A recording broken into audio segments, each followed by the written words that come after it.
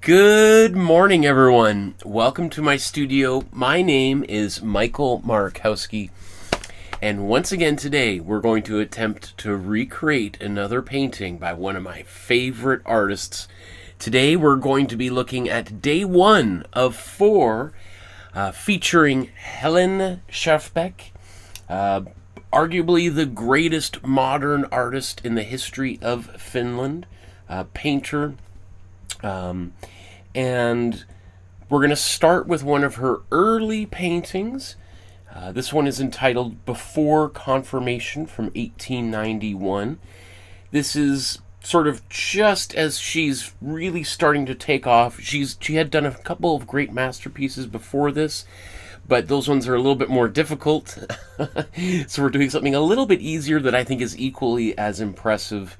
And also, of course, a painting that I think not only is one of her great paintings, but I think a painting that people might like to have in their home as well. It's just such a beautiful, peaceful painting of this beautiful young woman studying this text, I think, before her Lutheran confirmation. So there's a kind of a painting of quiet contemplation.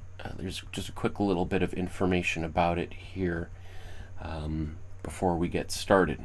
Okay. So the plan for today's episode is in a moment we're going to talk about how complex today's painting is. Is this something you want to try doing today or not?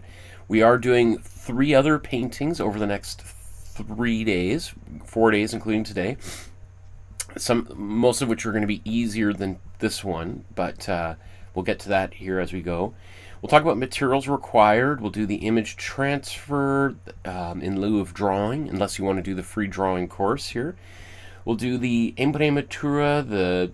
I'm in a bit of a rush today, so I'm not sure how much time we'll have for the biography, although on Wednesday we'll definitely go into that because I have a little bit more time. We'll talk a little bit about today's painting, and then we're going to get down to business here. And I got to be done completely within the next 4 hours. So let's no time to waste, no diddle daddle. Just a quick reminder to like, subscribe, hit the notification bell so you know when future episodes like this are taking place. If you want to support the channel with a small donation, there's the QR code you can scan, or you can enter in that web address, the paypal.me up there. And when you arrive, this is what it's going to look like, and that's how you can send $5, price of a cup of coffee, $2.5 million. I mean, if you're short on change, 3 million is too much. 2.5 million is certainly acceptable. If you want to support the channel with an e-transfer or check in the mail or the YouTube super chat while we're here live, all those options are available. My email is on the Facebook group and my website. Those links are down there below.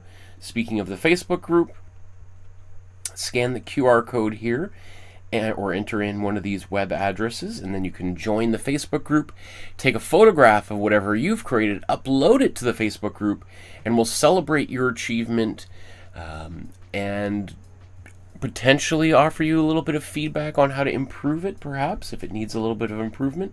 We're doing our next free bonus feedback episode next week, but this time next week. And the thumbnail for that is up on YouTube as well, so you can put the notifications on for that. This is what our Facebook page looks like. So again, and for every episode I write up a little biography, and yeah, so you can get head started on learning about today's artist. So let's go right up to the top here.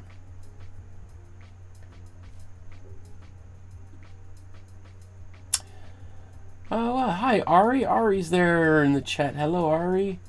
Finland, my favorite country. Awesome. Christina says, hey.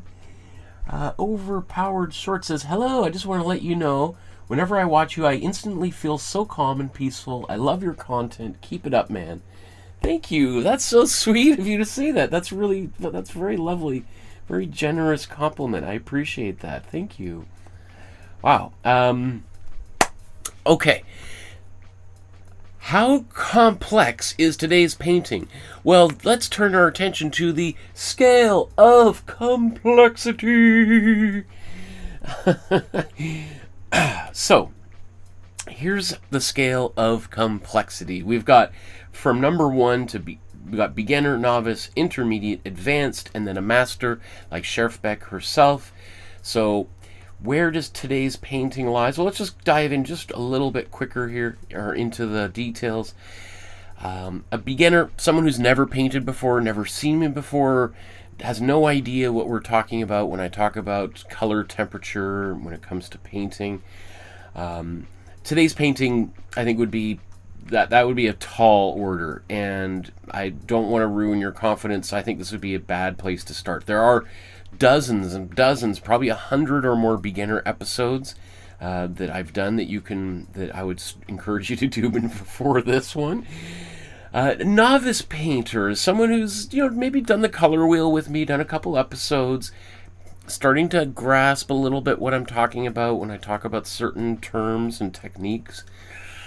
I'd still say today's painting would be a little bit of a tall order. So today's painting is going to fall into that intermediate range. Now, intermediate could be somebody who's been painting for 2 months or 20 years. Intermediate is a pretty broad period of time in an artist's development and career. But I think if you've done maybe 4 or 5 of these episodes, you have even practiced techniques like glazing or dry brushing. You have a bit of a more solid understanding about how to use warm and cool colors. I think today's episode could be a lot of fun. It might be a little bit of a challenge, but I think it'd be a lot of fun. Advanced artist, I think, should be able to do this painting no problem. And then if you're Helene Schjerfbeck yourself, well, you've already done it, so you are already a master. So that's where we're all trying to get to. We're trying to get to the top of the mountain that she already climbed. Next step here is to talk about the materials required. Now, I did an entire 1.5 hour long episode talking about everything we're going to see here in great depth, but I just want to cover this briefly just for anybody who's new to the channel, has never seen me before. I want you to know that you can scan this QR code or enter in that web address. It's going to take you to a Dropbox folder where you can download the free PDF there. You don't have to give me your email. You don't have to give me any money. No one will know that you were there except yourself and whoever owns Dropbox. I certainly don't get any notification of you being there, so it's totally anonymous. You can download that PDF, you can print it out or look at it on the phone while you're inside an art supply store, or use it to help you order supplies online. And it gives you all of the information we're about to go through. In fact, it might even be more updated. Sometimes if there's new stuff, I update it, so you may want to check that out. So let's just kind of talk about the essentials, however. So we're going to be painting with acrylic paints on a 9x12 sized canvas board or canvas panel. Now, I like this particular brand here, these Fixsmiths, but if you've been painting with me for years, you know that I've sometimes changed the brand depending on availability and price. These come out to about $2 Canadian each, which is about 10 cents American. Or 25 euro, or 25, what is it? Not 20.25 euros. What's a quarter in euros? I never thought about that. And I've been to Europe, and I should know that. I guess it's been a while. But anyway, terrible dad joke aside, we're going to be painting on a canvas like this. I have gessoed it and then sanded it beyond what they usually come wrapped in plastic. That just gives it a bit of a smoother surface, and I might talk about that again here in a moment. Are we going to need any of these things? I don't think so. I put this next thing here just to remind me to have some dry rags. Probably a good idea to have a dry rag, right? Well, you don't necessarily want a wet rag when you're about to go painting, but I guess maybe. Because if you're not ready for a mess, you're going to have a mess. It's just the law of art. So doing a little bit of pre-planning in case that disaster happens is is strongly encouraged. So we're about to use what's called the split primary palette method. Now, I didn't invent this, but I certainly am on a mission to make this more, to increase the awareness of this process. Because when I went to art school, when I went to graduate school, nobody ever talked about this. Nobody ever, it never came up. It wasn't until I started teaching myself that I was putting together my resources and lesson plans and stumbled upon this and was just like, whoa, why is this not taught in elementary schools? Along, the same time people are learning how to spell and write, this should be right up there, because it makes the whole color mixing process so much easier and I think way more intuitive.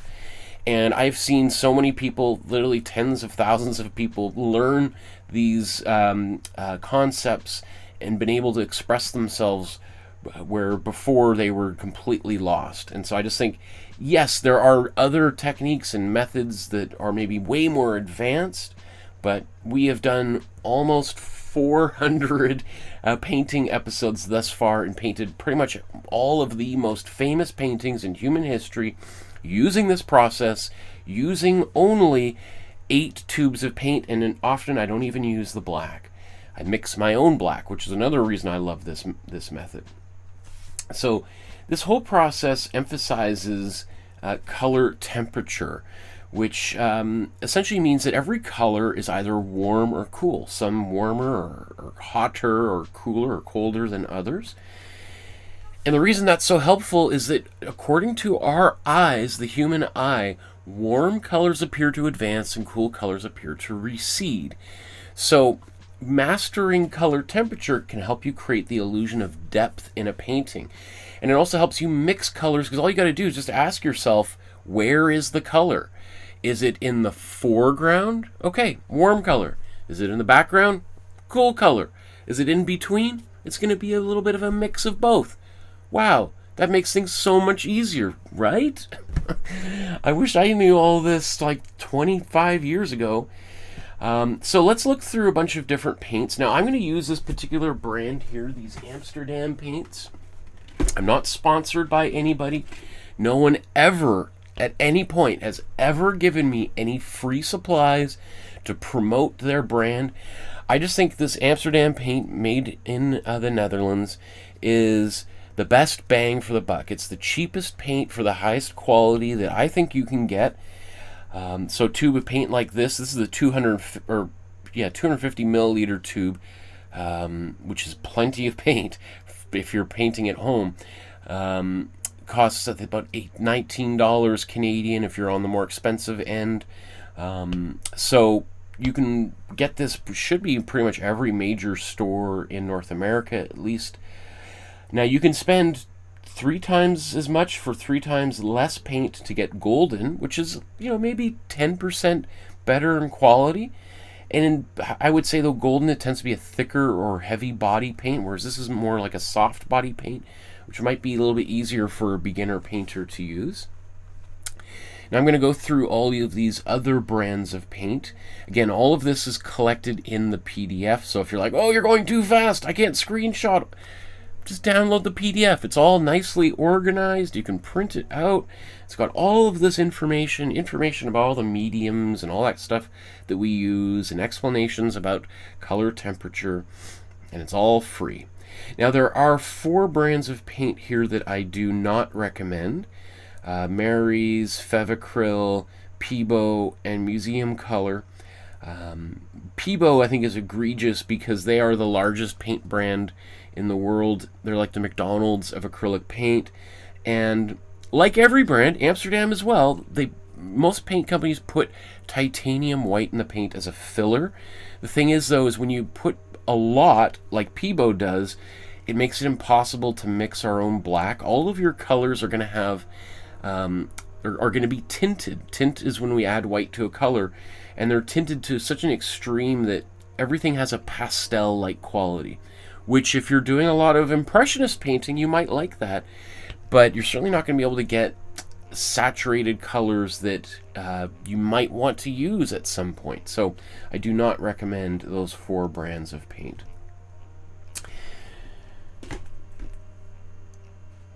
Now let's get going on the painting itself. So our first real step here is the image transfer. So what I'm going to suggest you do is go to the Dropbox folder, scan this QR code, or enter in that web address, and it'll go to the Dropbox folder. And let's find that here. So you'll see at the very top there, here's our supply guide. Like I mentioned before, this is where you can there's the black and white and color version that you can download. And then you'll see that there's, I don't know, 400 different folders for artists from around the world. Caspar David Friedrich, Diego Rivera, Elizabeth Payton, Fernand Léger, Francisco de Goya, Gabriela Munter, Arcambaldo, Grant Wood, Gustav Klimt, and Helene Schjerfbeck. And you're going to see that there's 3 folders. We got a beginner, novice, and intermediate. We're starting here at the intermediate, and so we're going to click in here. That's today's painting. And you'll see that there's the original painting, and then there's 2 versions of the outline. So let me show you what that looks like. So there's the original painting, and then here's the outline that I did on my iPad Pro using the Procreate app. I just traced the image out, and so you can download this onto your computer and then print it out on your inkjet, laserjet printer at home or work or your local copy shop. And we're going to transfer it onto this canvas. So as I mentioned before, I've got a 9x12 sized canvas panel, and so they usually come wrapped in plastic. In fact, here's one. So here's one, a brand new one wrapped in plastic. So I've taken the plastic out, then I've sanded it with some 100 grit sandpaper gently. Then I applied another layer of white acrylic gesso over top of the surface. Let that dry overnight, and then sand it again with 100 grit sandpaper. And now I've got a really nice smooth surface. Now I've worked for an artist once who I put 3-4 layers of gesso sanding in between each layer, and you get like almost a glass-like surface. If you want to do that, that's really nice for paintings that have a lot of details, and that helps get rid of some of the texture here. But sometimes people are like, why would you do that? Isn't the whole point of painting on canvas to have texture? And maybe. Every artist is a little bit different, and certainly temperamental and quirky. So, now I'm going to take my template here. I'm going to tape that down. Whoa, sorry, that probably sounded really loud as I bumped the microphone, or bumped. Bump da bump da bump da bump bump bump da bump bump da boom boom boom. Okay. So I'm taking, this is some graphite paper. I think this is graphite paper, or carbon paper, or charcoal paper. They are not the same, because those are 3 different types of materials, but they do the same thing. And honestly, the question would be is, what is the difference? And I don't know. I honestly don't know. They would be so similar. So I've just slid that carbon paper underneath. It's always a good idea just to do a quick little line test to make sure the line is coming out on the other side of the page here.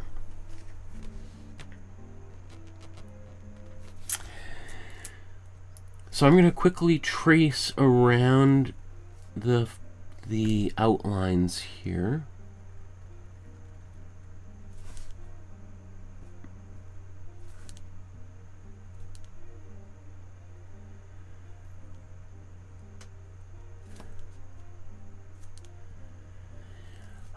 All of the stuff in the background, I'm probably going to be very light about that. I'm not sure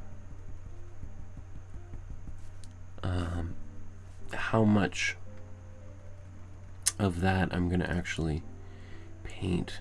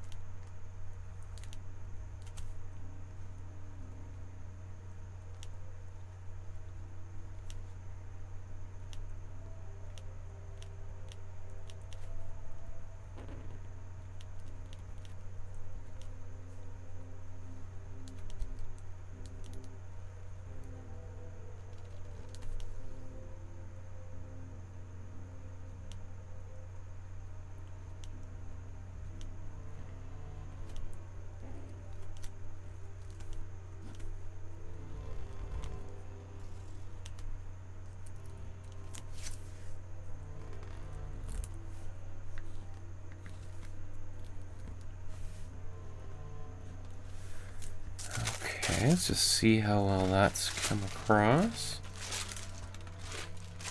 So I'm just looking for any major missing pieces.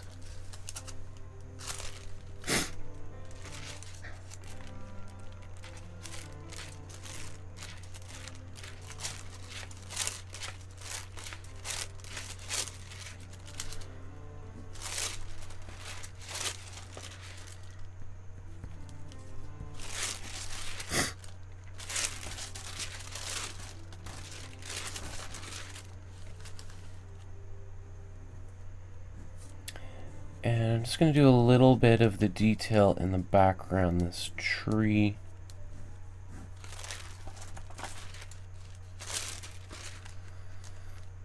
I don't even know if I'm going to do any of those leaves. I think that's good enough.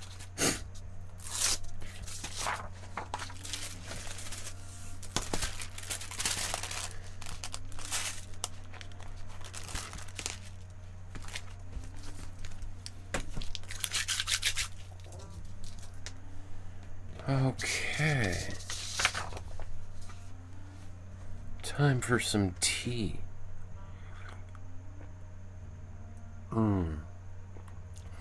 That's my first sip of tea this morning. This morning's been just a race to get everything ready to go. Just take a second to enjoy my tea. You might also hear I'm a little bit congested. It's colds and flu season here.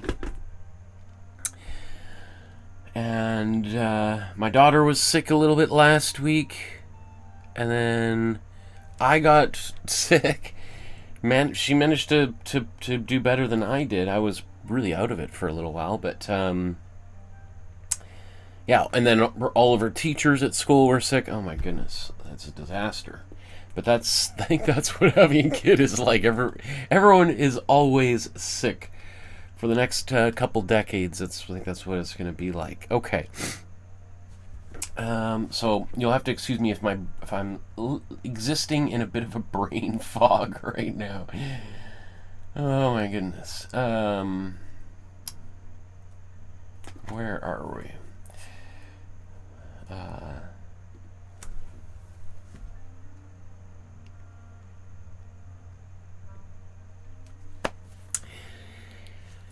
Our next step is to apply what's called the Imprimatura.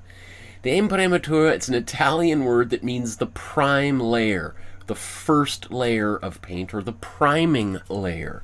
Right? You could think of it like a stain that one might apply to the surface of a painting. And artists have been doing this kind of thing for about 600 years in the West anyway. And I love this part of the process. There's lots of different reasons why you might want to do this. I put those reasons there on the screen. I mean, for me, really, this is just at this point, kind of part of my routine. It's something I like doing that just helps me just to be like, okay, we're painting now. I don't really know what I'm painting. I don't even have to think about it. It doesn't take any brain power, because this is, it doesn't require any mixing of colors, at least the way that I like to do it. So I'm using here my warm yellow here, and I'm going to put in some water, sort of about a little bit less than 50-50, about maybe 60% paint, 40% water. I mean, you're generally not recommended with acrylic paint to go below 50-50, or to have, let's say, more water than paint. Because you just have to remember, when you add water to acrylic, you're breaking down the glue, the bonds that hold it all together. And I do find that acrylic paint, when it gets really watery, it starts to become kind of granular. You'll notice this particularly with darker pigments, as it almost starts to seem like a little bit of sand got into the paint. And you're like, what is going on?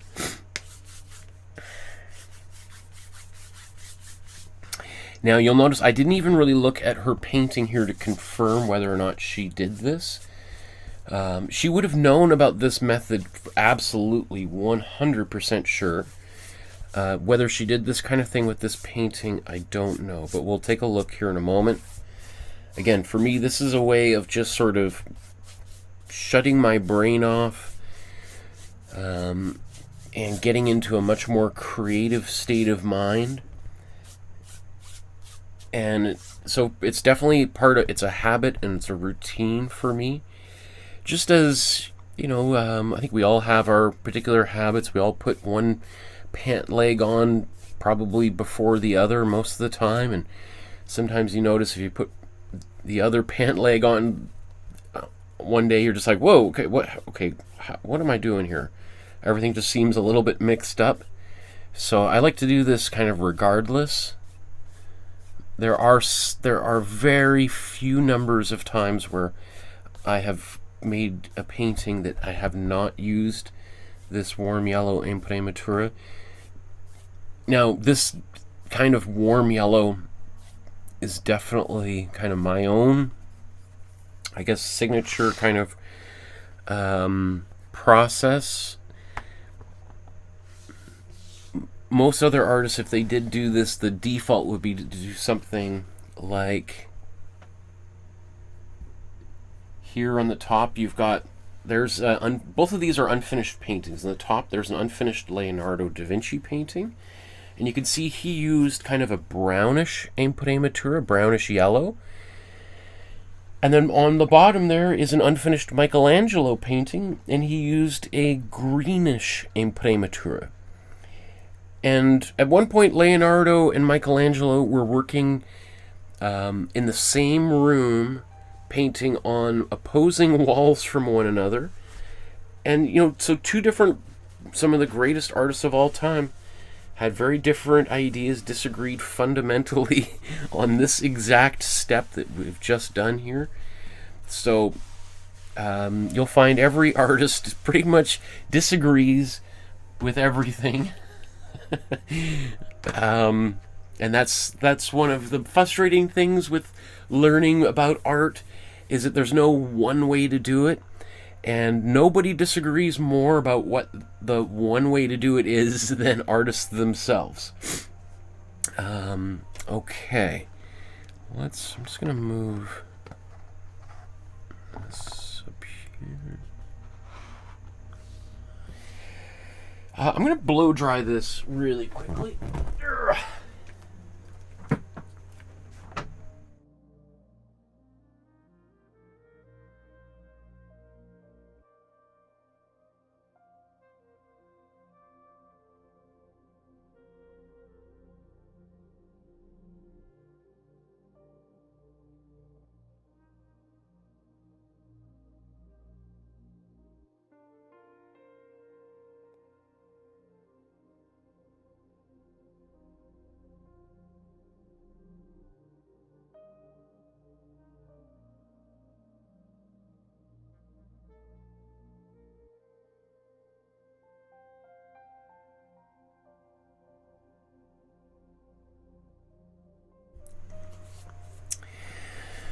Okay.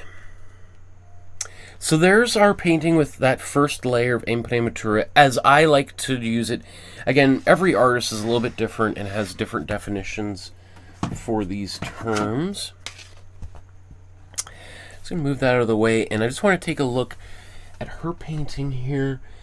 And so if you're looking like, I do not see that color anywhere, Michael, you are insane. Well, probably, yes, that's true. But I'm going to do a little bit of a deeper dive. So what I'm looking for now is to see if I could find a gap between any of these colors, to see what the color was in behind all of these colors. I don't know. I don't really see any gaps between the brush strokes.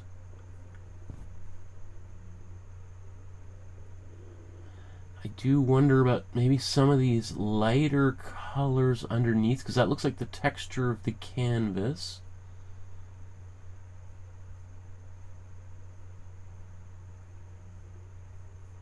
I mean, I would probably suggest this a little bit of a cream color is the color either of the it's possible it's the raw canvas, but at this stage of her career probably would not be doing that. It would be probably canvas that has been primed.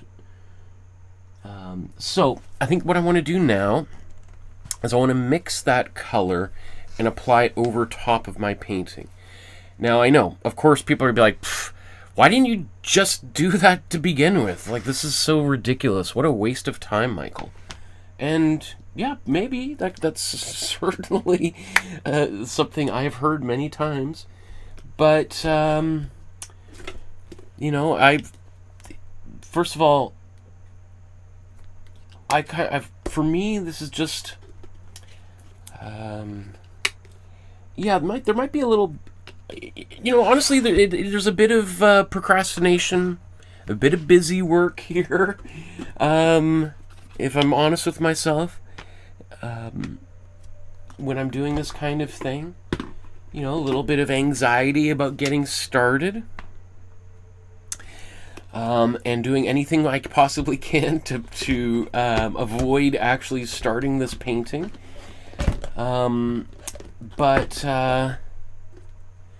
That's why I like to do this kind of process, this kind of thing, because I can kind of start the painting and just sort of take that first step, that baby step, and kind of to help overcome a little bit of that initial reluctance to paint, right? That little bit of fear. I can just start painting. It's like, boom, okay, painting started. So, train has left the station. Right? Okay. So, I want to mix this cream color here. Yeah, I'm probably going to get rid of most of this yellow. I might keep a bit of it. So I'm not going to clean it, you know, super thoroughly, but enough. Now let's take a bit of warm red, a little bit of warm blue. Oh, I need a little bit of my warm yellow after all.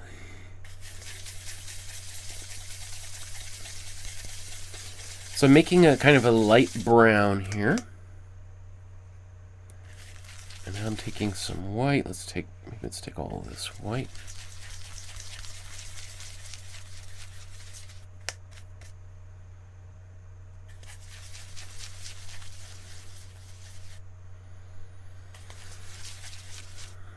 You know what? I need a bit more white. I probably should have mixed this on the palette and then put it in here.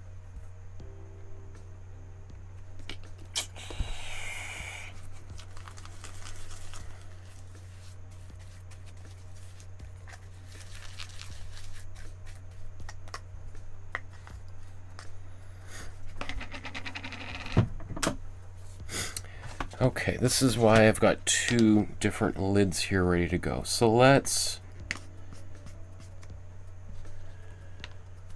going to do this here. I'm just going to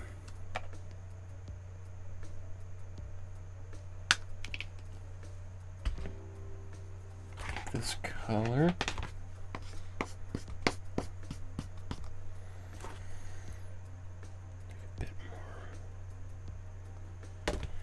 Bit more warm yellow. So I'm just going to take most of the paint off my brush and just mix it in here.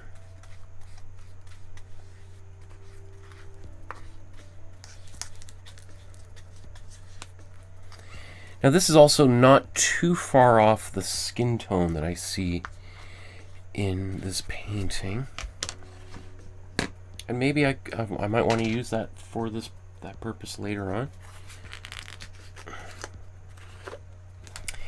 I'm going to use some matte medium. Matte medium is what's in acrylic paint before they put the color in there. So matte medium, there's gloss medium and semi-gloss and heavy gloss and ultra matte, all that kind of stuff. You just want your plain old matte medium.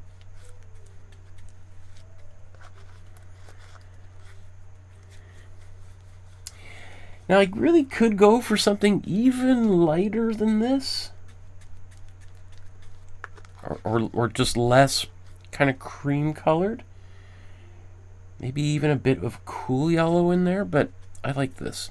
Now I want to be careful that I don't put too thick of a layer over here, because I don't want to hide all my pencil lines. So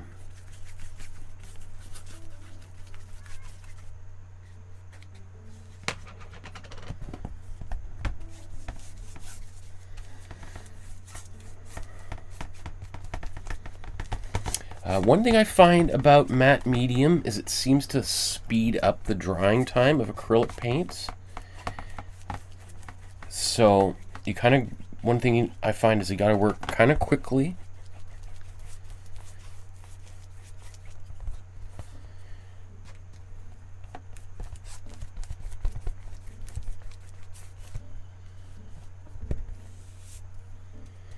Because when acrylic starts to dry, you'll notice that the paint starts to kind of pull. It kind of behaves a bit like if you leave milk out to dry overnight, and it forms like this skin.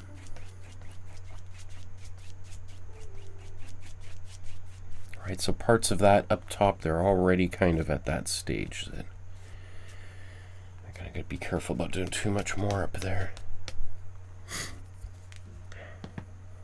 Okay.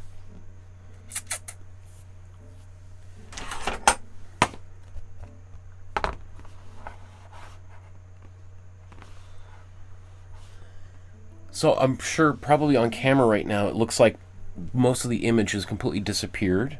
I can still see it very easily, but again, that's why if I just did this without any matte medium, the whole image and all that yellow that my original Imprimatura would just completely disappear. Which wouldn't be the end of the world, but and I could just redo the image transfer, but of course that would just be a bit of a pain to have to redo that, right? What I'm just doing right now is just consolidating my this color that I mixed, so that I've got so that it'll slow the drying time, essentially, so that if I do decide I want to use it, or potentially if something catastrophic happened and I had to kind of fix an area, then I would have that color to do a touch-up. So now I'll just show you these. I just have the paint, I consolidated it together in the corners there. Or I guess technically the circle doesn't have a corner, so on one of the sides, or I guess circles, do circles just have, does a circular paint lid just have one side, I guess?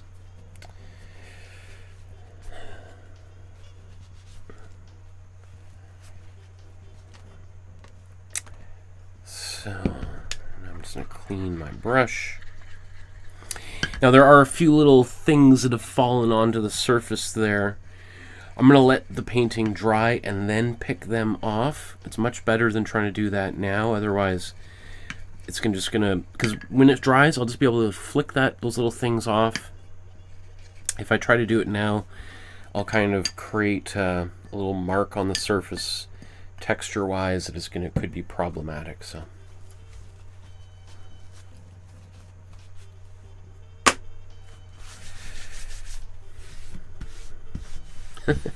Trying to clean up, and I end up applying paint on the surface there. Now, how am I doing for time?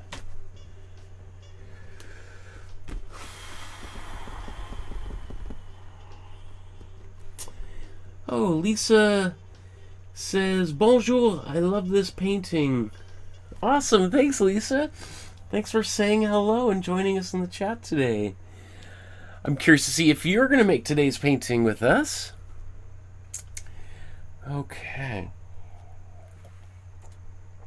Speaking of the painting, unless you're like, wow, I really like this cream-colored abstract painting. Brilliant work, Michael.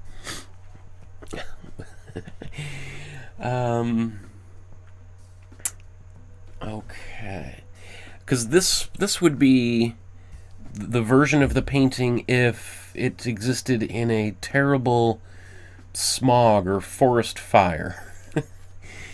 Okay, let's go to our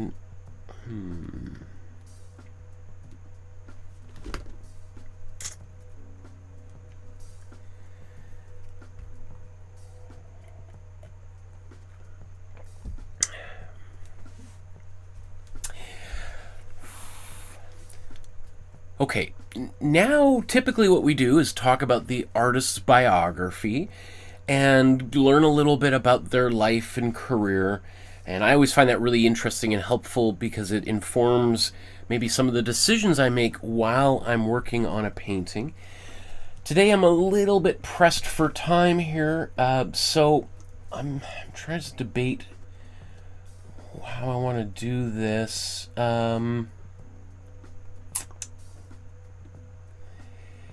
Maybe... Okay, so every episode I write a little bit of a biography. I put my research down into a text that I put on our Facebook group. So, because I'm a little short on time, and because I often like to digress into long-winded,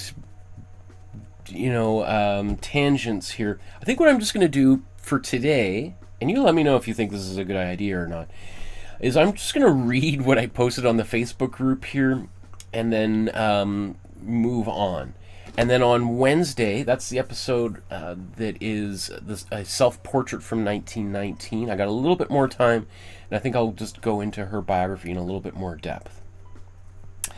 So Helene Schjerfbeck is born in 1862 and lives for 83 long years and passes away in 1946, shortly after the end of World War II. Helene Schjerfbeck is the most famous Finnish modern artist and considered to be amongst the greatest creators in Finland's history, alongside composer Jean Sibelius, authors Tove Jansson, Mika Valteri, Aleksis Kivi, and fellow painter Akaseli Gallen Kalela. Schjerfbeck also happens to be a woman, and is therefore to Finland what Emily Carr is to Canada, Georgia O'Keeffe is to the United States, and Frida Kahlo is to Mexico. Truly a towering giant in the history of art. Schjerfbeck was born in Helsinki, which at the time was part of the autonomous Grand Duchy of Finland within the Greater Russian Empire. Schjerfbeck showed unusual artistic ability early, but a fall down a flight of stairs at age 4 injured her hip and left her with a lifelong limp. Forced to spend much of her childhood at home, she developed an intensely private inner world and pattern of work that would define her later artistic career. Schjerfbeck's talent was recognized quickly enough that she entered the Finnish Art Society's drawing school as a young girl. I think at age 11. And she advanced through training at a pace rare for her era.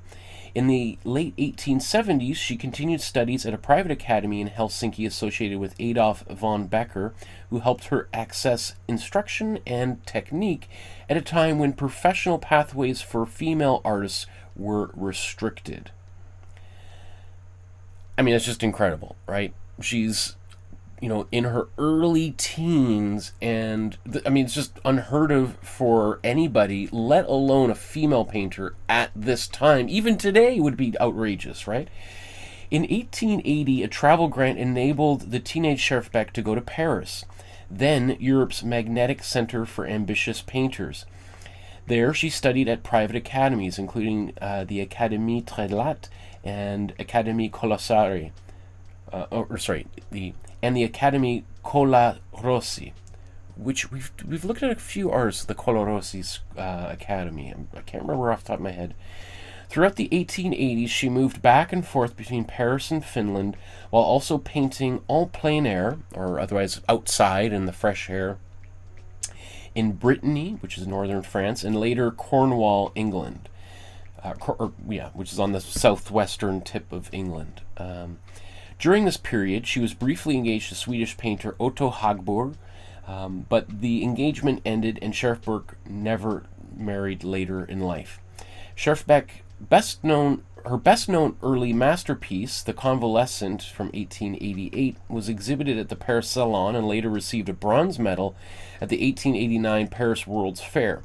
By the early 1890s, Schjerfbeck returned to Helsinki and began teaching at the Finnish Art Society's drawing school, which is now part of Finland's National Gallery known as the Athenaeum. Today's painting, Before Confirmation, also known as the Confirmation Candidate, was painted in 1891 and depicts a young woman in a white dress seated outdoors and absorbed in a small black book in preparation for Lutheran confirmation. It was created while she was still working with the naturalist realist tradition that had been shaped by her training in Paris. Soon, however, her long career would move towards an increasingly pared-down modernist style, culminating in late portraits that verge on abstraction. So, there's my written summary. And again, every one of these paintings has, I don't even know if anybody reads any of that stuff, but it's helpful for me anyway, putting my ideas together.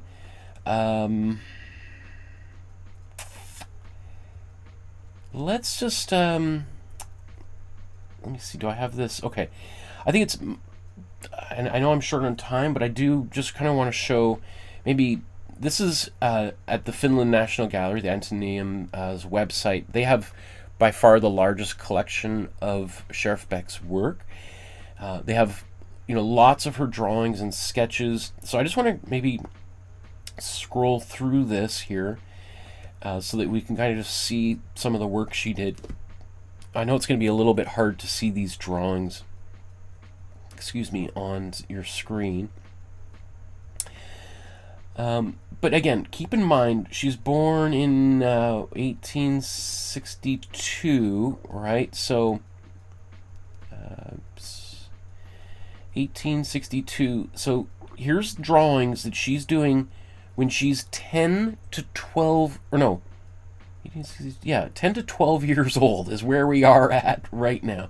So, if you look at some of these drawings later on, I mean, here she's about 13 years old. I mean, are you kidding me?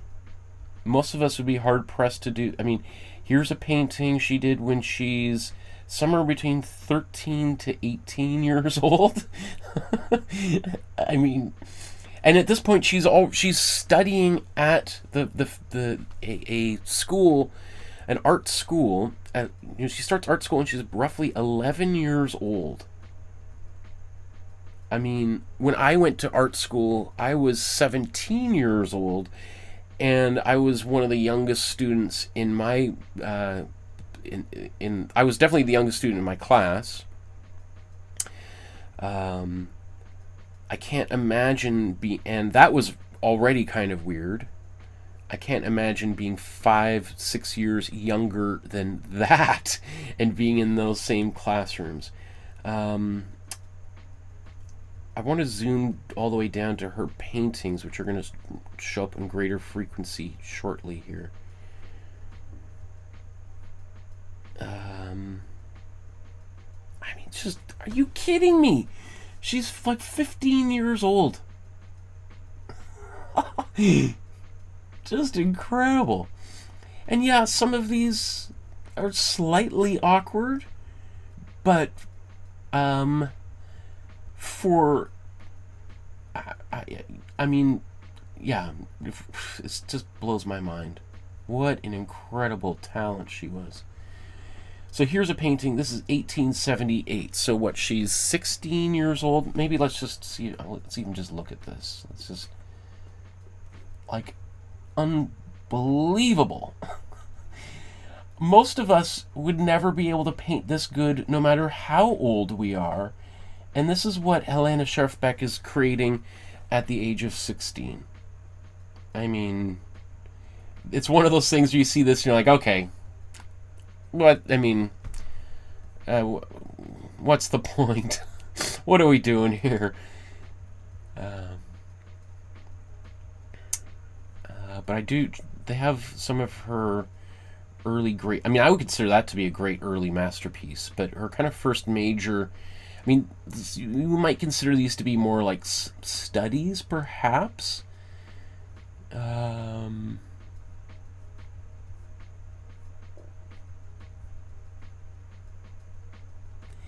So another thing she would do would be to, I'm going to bring a couple of these up here, is do studies of paintings in the museum, which is very common in Europe, much less common here in North America, still to this day.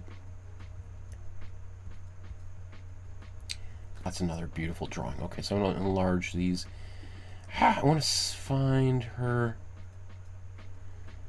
the convol. Okay, so that's beautiful. Okay, but I gotta narrow these down. That's another great one. Great one. Okay, this is a very famous one. I was contemplating doing this painting today, but this, another one, great one, great one. Oh my goodness, look at this. I'm sorry, I'm going to geek out on her work for a minute here.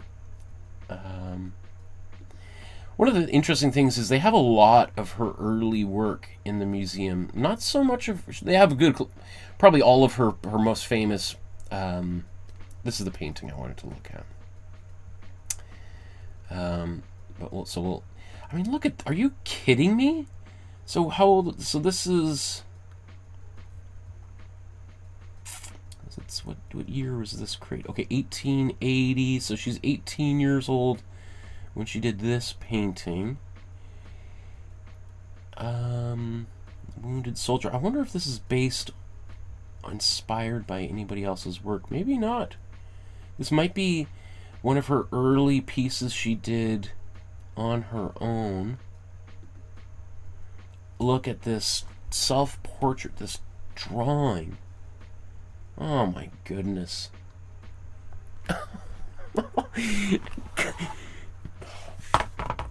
Wow. Oh man, we have to do an episode. We'll do an episode where we maybe we do this drawing actually, because that's just, I mean, that's spectacular. So this is made somewhere between 18 to 22 years old. Right? I mean, that's a masterpiece. That's a absolutely perfect drawing.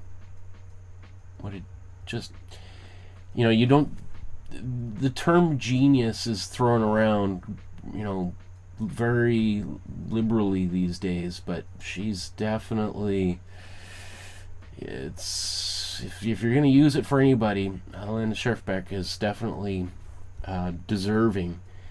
So here, this, I love this self-portrait too. This is also quite well known. This is a very this is probably her most famous early self-portrait in oil paint. So here's her. This is after Hans Holbein painting. So here's her recreating. You know, Hans Holbein being one of the great painters of the late Renaissance, and I mean, so this just shows her masterful ability to paint in the traditional academic style, exemplified by people like Holbein or Leonardo da Vinci. And let's just see, how old was she when she did this? 1886. So what? She's 24 years old. Oh my goodness. So this is her. I meant when I read out the text that I had written, The Convalescent from 1888. This is considered to be her first great masterpiece, and also kind of, you know, I don't know if this is directly based on her own childhood, but this idea of a child that is, you know, maybe sick at home, wrapped in some like a blanket, sitting at home, maybe fooling around while their parents are working, I don't know, picking at this plant, maybe could be helping mom make some food or something. With the kind of that bed head, I just think that that's so funny. It's so adorable.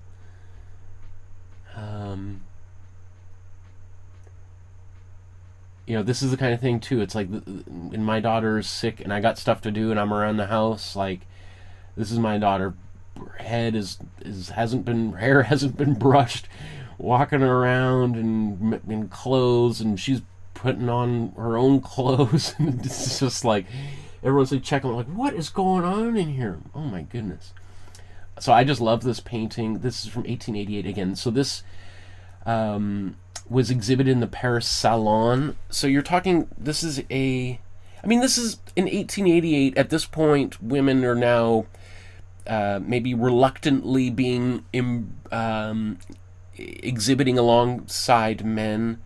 I mean that in that the salon is reluctantly, finally, like, okay, fine, we'll let a few women put their paintings on the wall. Stop giving us a hard time. And right, so she, at this point, some of the glass ceiling has been shattered, and by other great female painters like Berthe Morisot or Mary Cassatt, for instance. But still, pretty big deal, and especially for her being so young at this time, right? So she's 26 years old when she creates this masterpiece.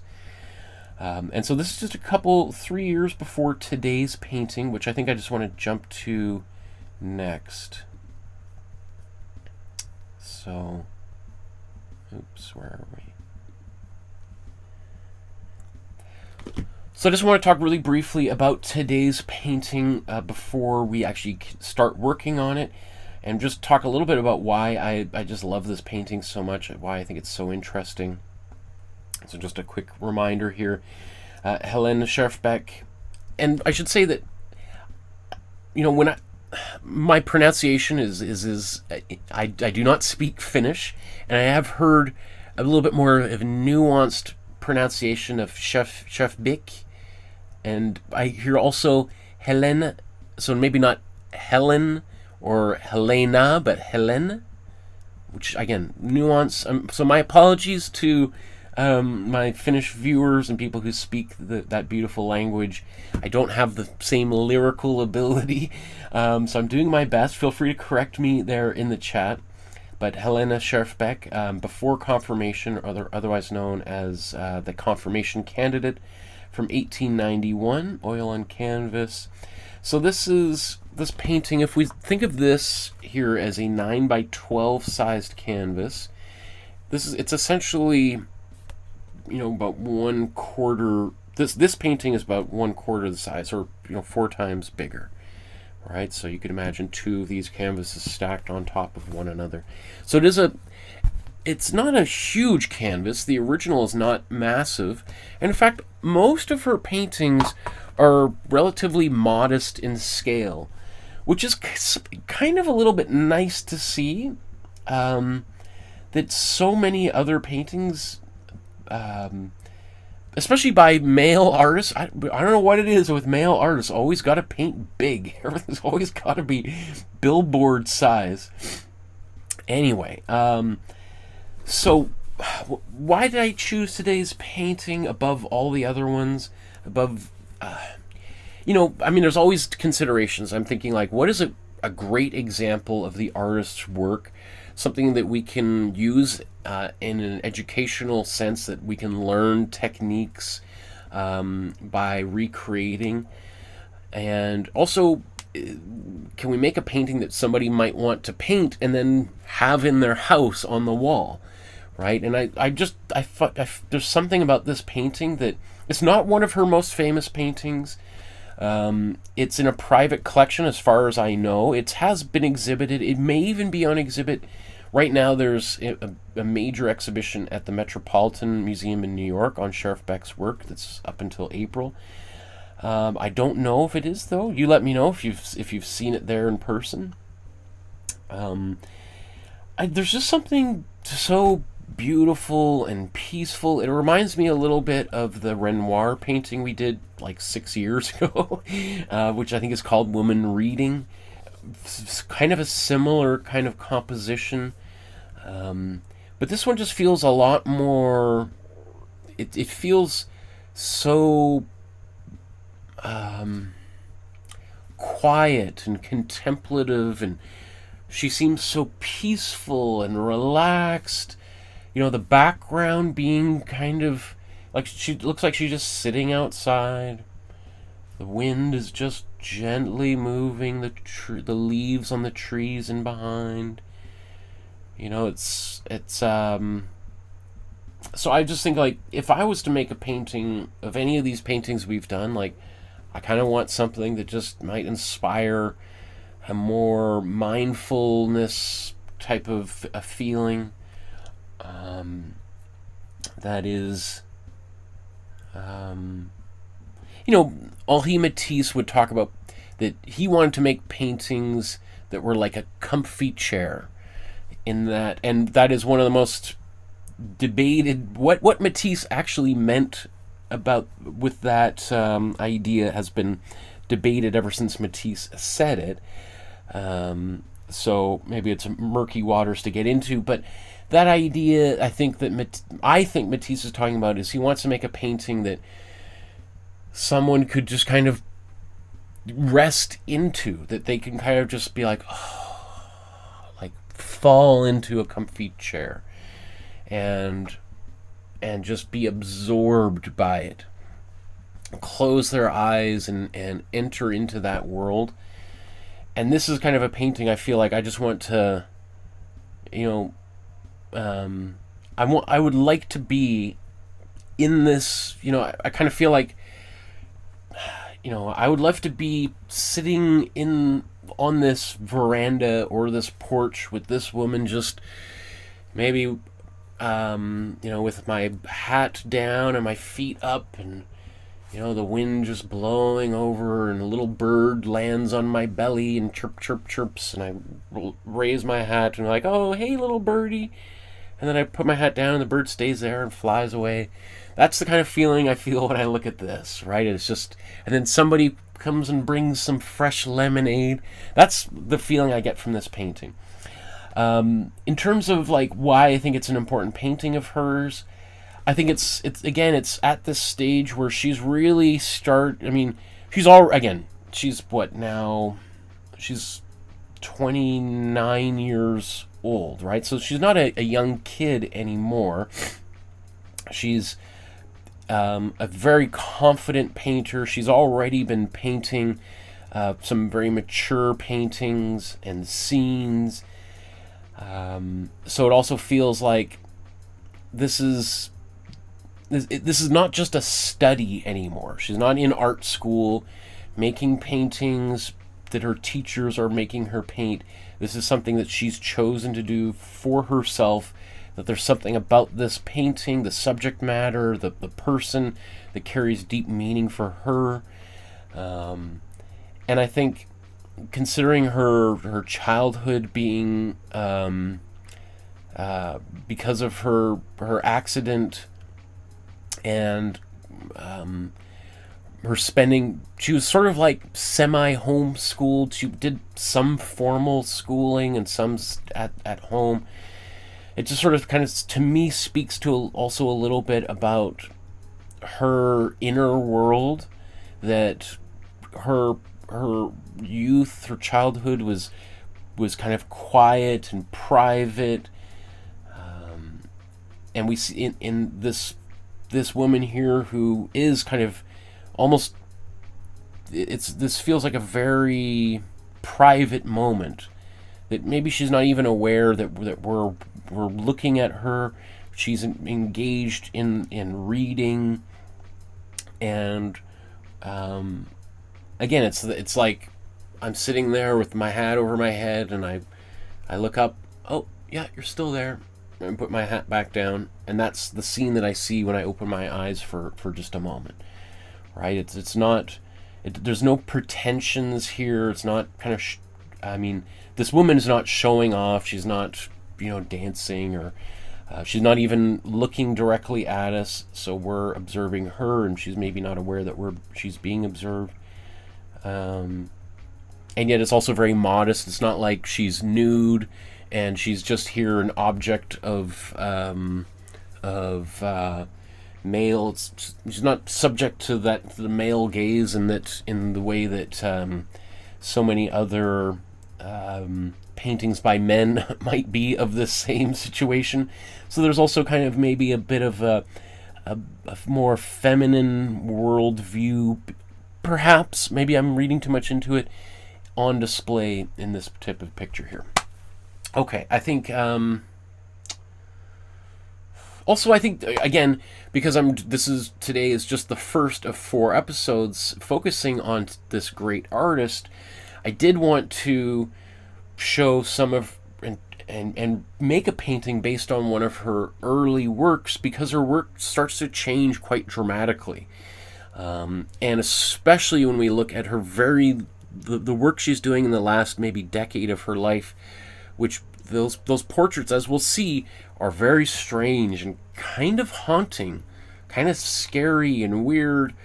I want us to have a solid understanding of where this great artist kind of began, so we can appreciate where she ultimately arrives at. Okay, well, look at all the comments in the chat. Ari says, I'll be there on Wednesday for the longer biography. I love them. Oh, thanks, Ari. Stephanie says, good morning, everyone. I have not painted in about 2 months. I've had a heavy heart due to my husband's unexpected passing. I'm going to pick up my paintbrush today and find peace in art. Oh, Stephanie, I'm so sorry to hear that. Oh, your thoughts are with us. Absolutely. I'm so sorry. Well, I do hope that making a little bit of art can help kind of give you a little bit of peace during this terrible time. Oh. And you know what? I also would say that probably, I mean, I don't know anything about your husband, obviously, but I would imagine that he would probably say that that might be one of the best things that you could do in this type of moment, is to do something that brings you some joy and happiness to help you move through this terrible time. Snow Knight says, "Remember me, I'm your old student." Was that your where are we talking about? At Emily Carr, the art school I teach at, or here online? I mean, I don't know if I recognize the handle Snow Knight, but maybe you had a different name at a different time. I also very famously forgot my own name at my own wedding. So when it comes to memory, I am the in the lowest percentile of ability to remember anything. Stephanie says, the painting has an angelic feel, so beautiful and serene. That's a perfect way to think of it. That's what I was thinking. Yes, angelic is a great way. That kind of the light, it just feels so soft. Yeah, so serene. Angelic is the perfect description. Well said, Stephanie. Okay, speaking of painting, I think we should get to it here. Yeah, okay.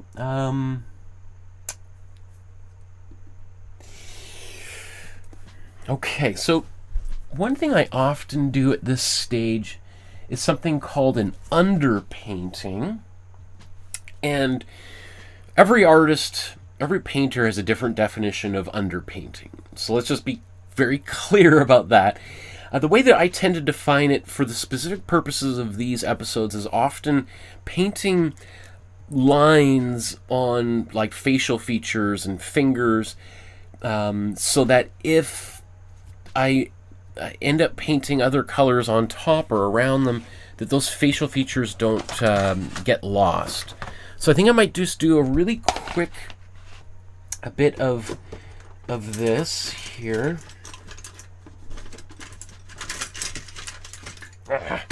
Gotta organize my brushes, apparently.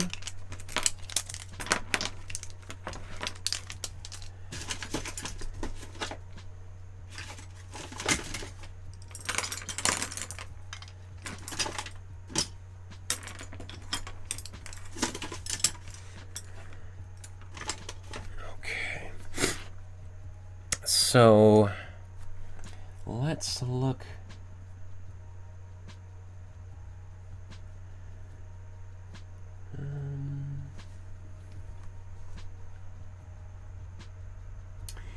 It says, I'm an online student from the other side of the earth. I can't believe how amazing this network is.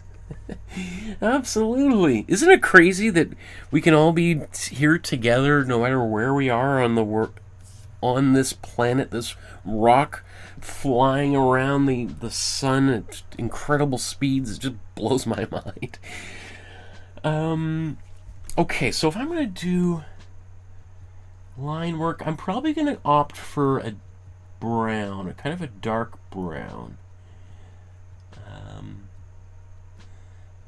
or potentially a purple. But I think brown or purple, or it could be a brownish purple, which exists. In fact, let's make a brownish purple. So again, a brown is a combination of yellow and red, and you add blue to darken it.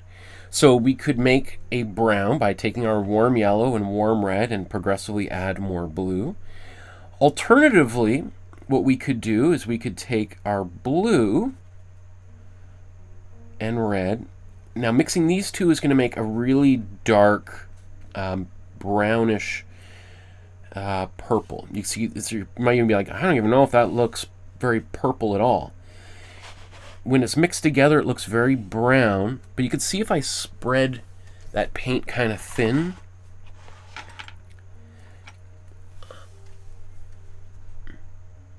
and it's more transparent form, you can see it's got a little bit of that purplish quality. And I didn't even add any yellow into it.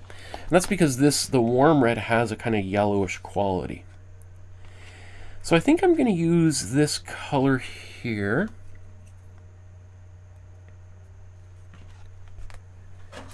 And I'm just going to kind of quickly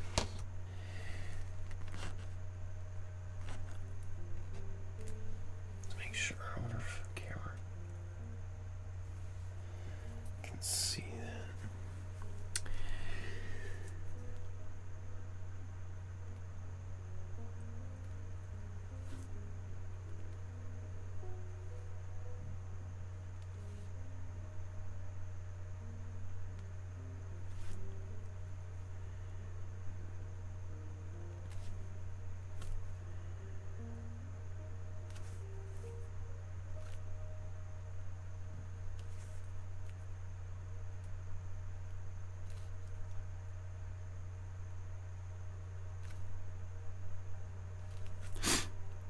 Now, one of the dangers of doing this, I suppose, is that we do lines that are so dark that they bleed through other layers.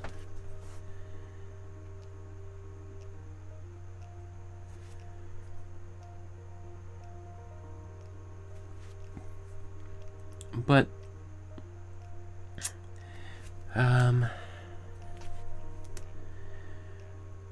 you know, if I was painting this painting entirely on my own, outside of a class like this, I would not be worried about losing my lines.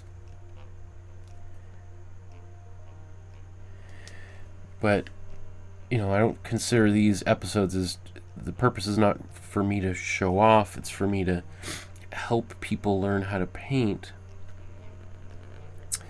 And therefore, I think it's helpful for people to see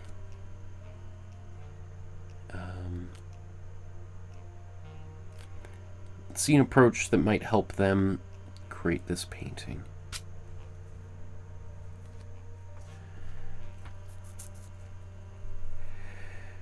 Okay, book.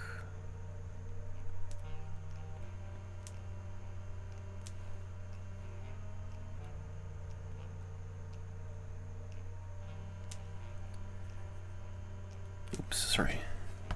I forgot. Oh, forgot that I'm not on camera here.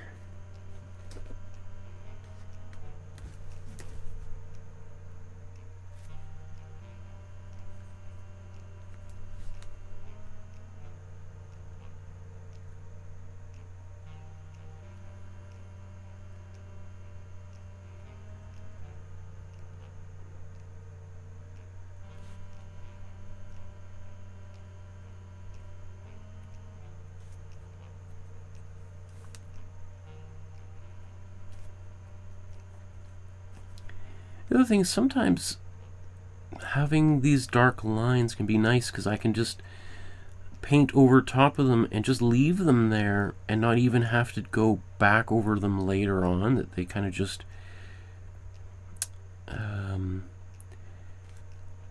they show through a little bit, and sometimes that's enough that they do that in terms of the look of the painting.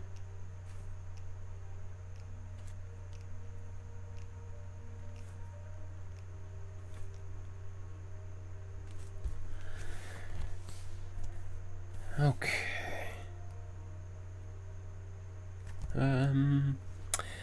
Maybe I'm just gonna quickly go around her clothing because I want to next do the grass, or not the grass, it could be, but the trees in behind. And if this is kind of outlined like this, then it gives me a lot of freedom to be a little bit wilder with the way that I paint that background, because I'm not worried about the losing detail here.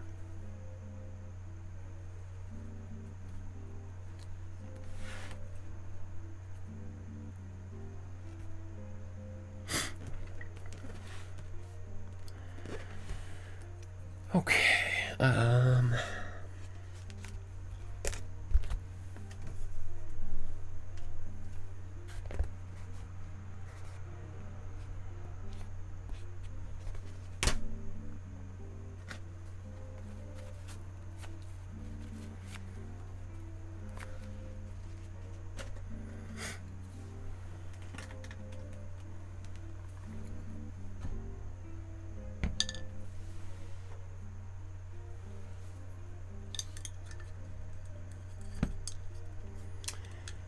Kavisha! Hi! Barbara, hi Barbara. Interesting, beautiful artwork today. Glad I've tuned in. We're glad that you did, Barbara.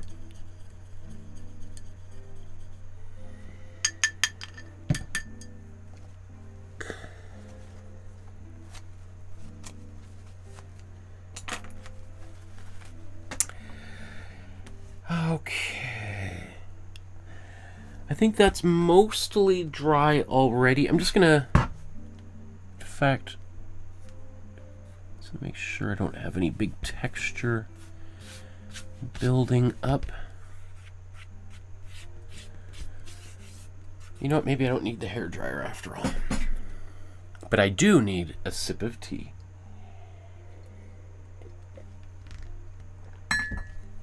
Okay.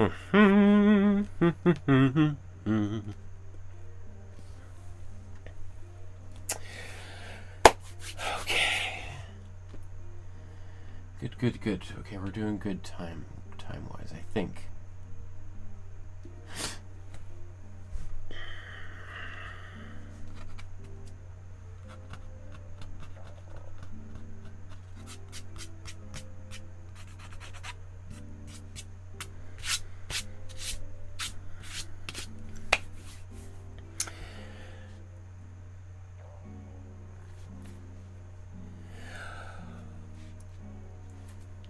Our next step is to start working into the background now. Now that we've got the painting kind of established, the composition, let's start putting some color into the background. And as you know, the way I like to work is I start in the background, move to the foreground, go back to the background, and cycle through the painting a few times, or what I would call as like a pass. So our first pass through the background.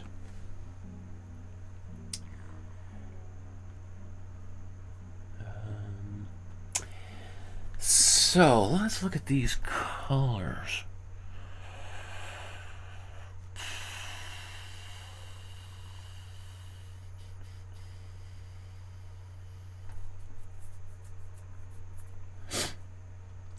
So maybe one thing I would say off the top is almost every brushstroke in this painting has a little bit of white in it.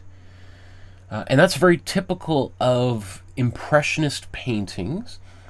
And she would have absolutely seen Impressionist paintings. She would have exhibited alongside Impressionist painters by this stage in her career.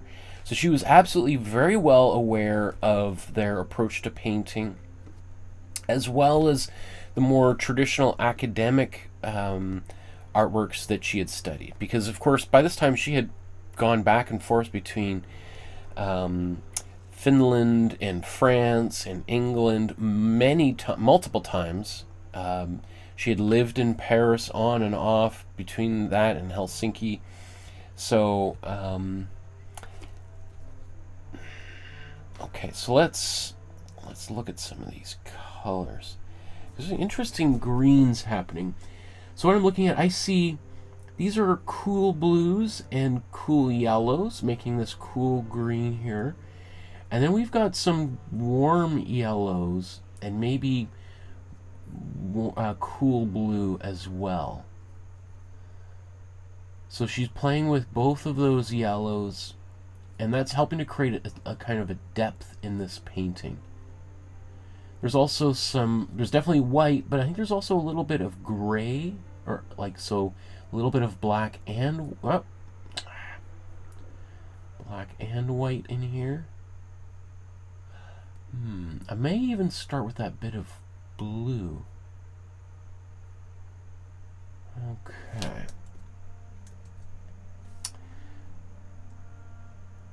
So, let's get some paint on the palette here.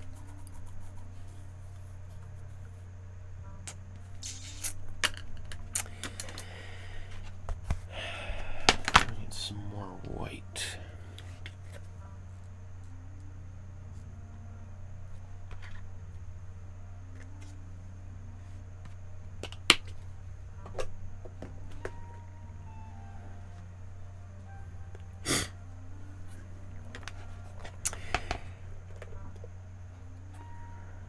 Okay, oops.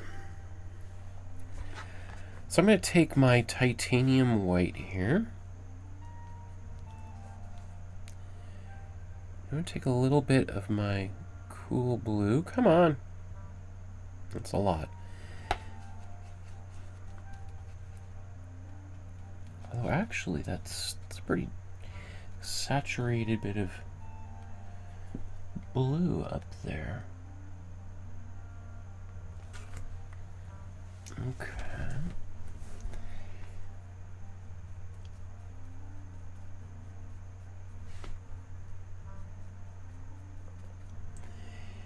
So I see a little bit of this sky.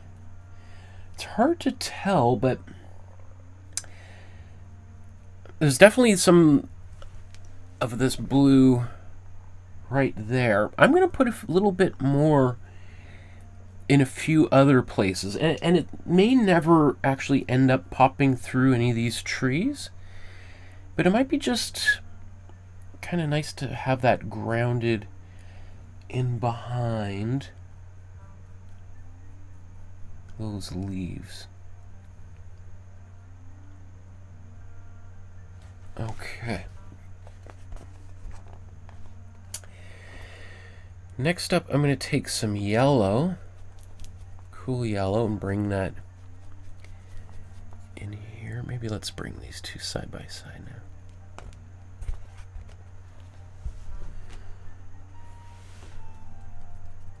There we go. The screen was not as bright as I wanted. Okay.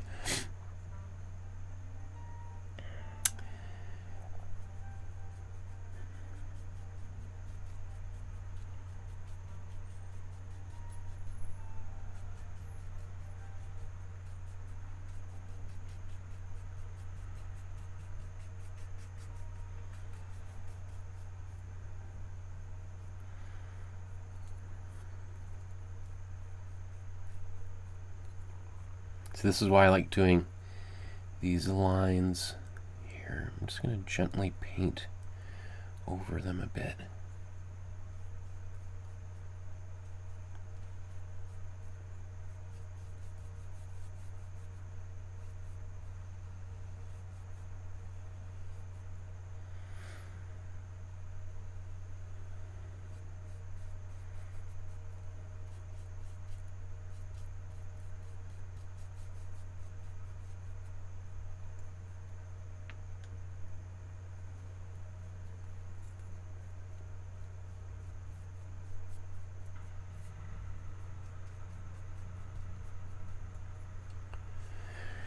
Okay, now I think what I want to do, before I go too much further, I want to paint this brown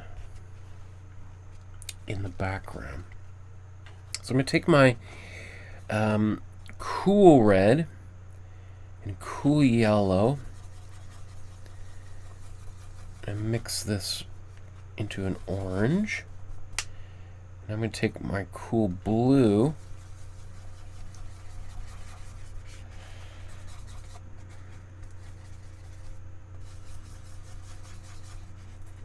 it's way too dark. Although, let's take, we're going to need white in here.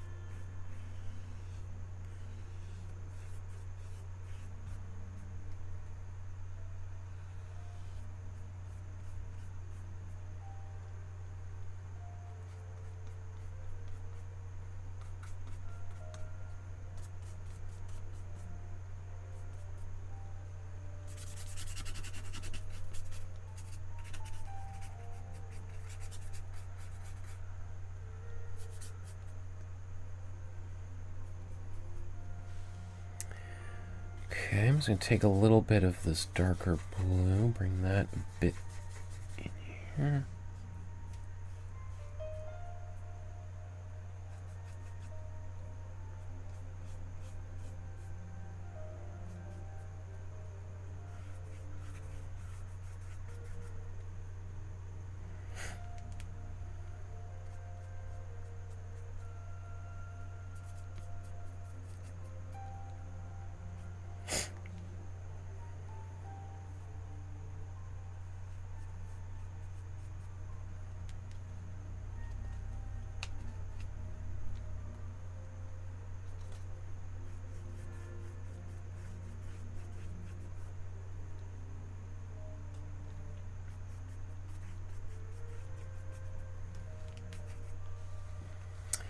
Okay.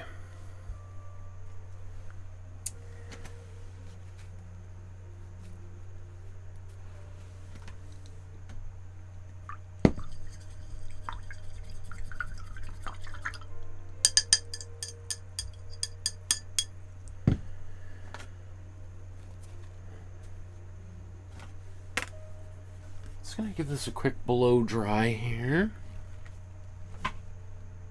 Although, maybe...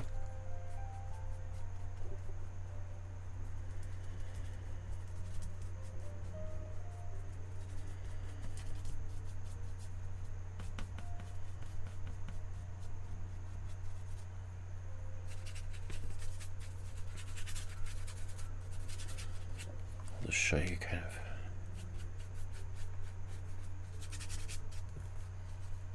While that paint's still a little bit wet, I can kind of blend it in a bit.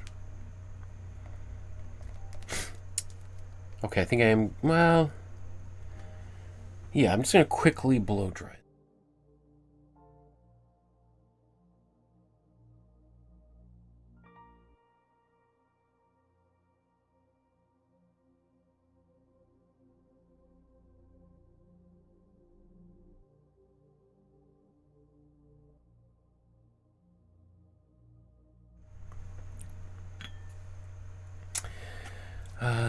And then I'm just going to clean this brush a bit because I got some of those dark browns in there. Okay.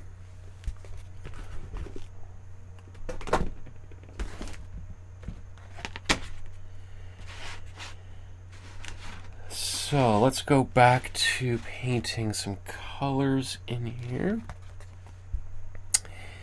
Let's take a little bit more yellow and blue. We'll get a little bit more saturated colors.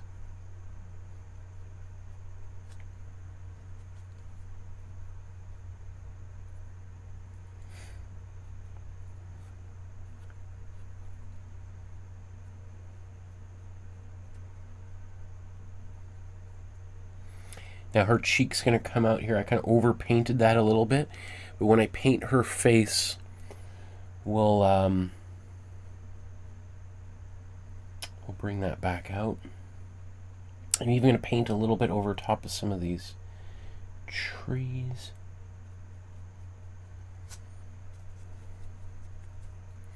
So this little bit more intense color here, I kind of want to have near areas where there's a little bit more, like this, the sky is a little bit more visible. It's going to suggest that that color is, it's the sunlight that is breaking through, making that color very saturated.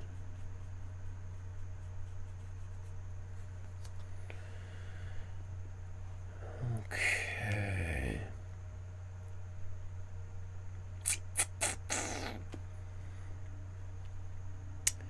It's going to take a tiny bit of cool red, bring that in here.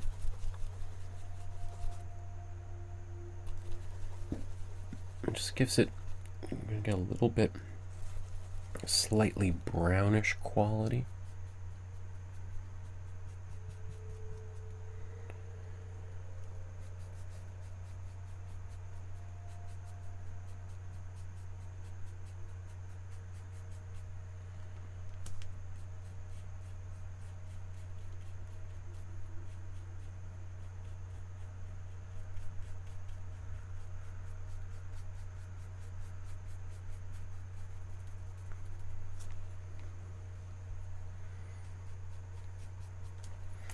Okay, now I'm going to bring in some warm yellow.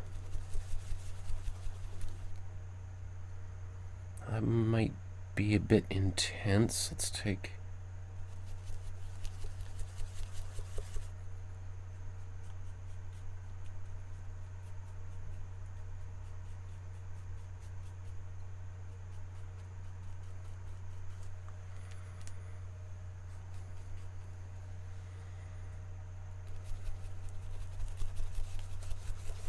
Too much, too much.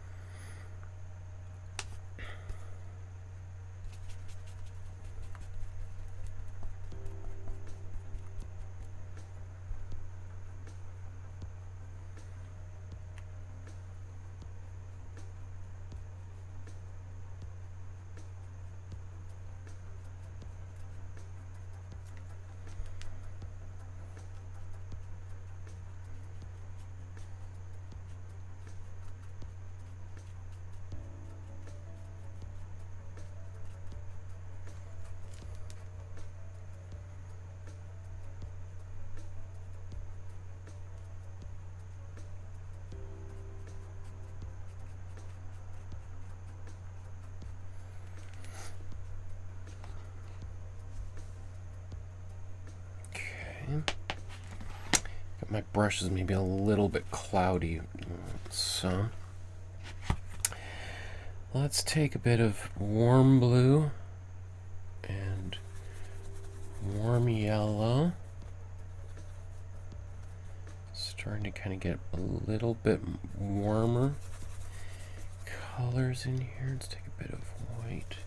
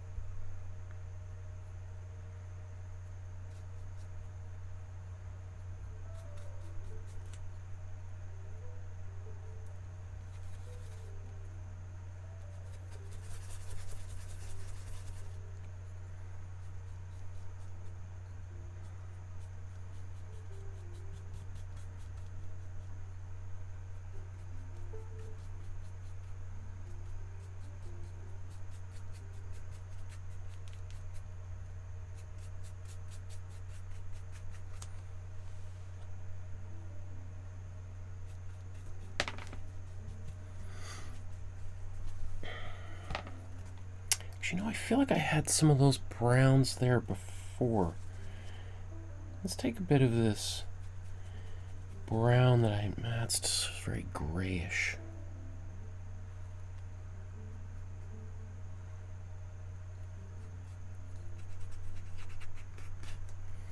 Okay. So what I'm going to do is I'm going to take some of my glazing fluid.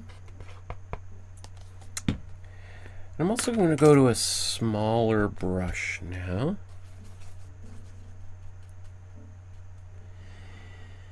And so this is the color that I used for the tree branches. I'm going to bring this in here, this brown.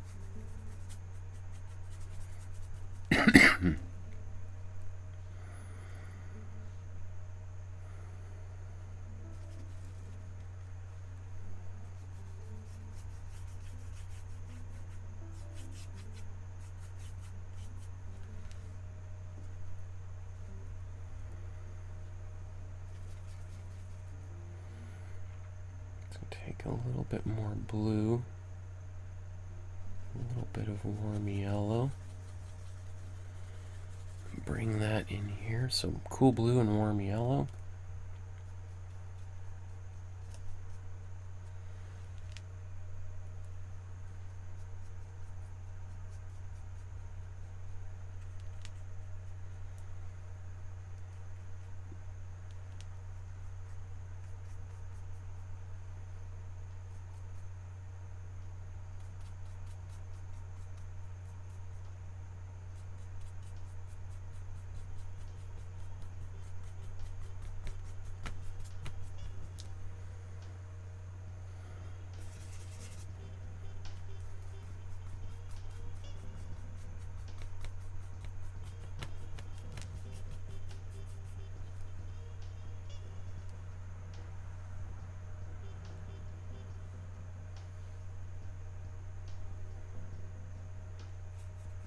Take a bit of cool yellow and a lot of white. Tiny bit of green. That color, these colors are so enigmatic. It's like, what on earth?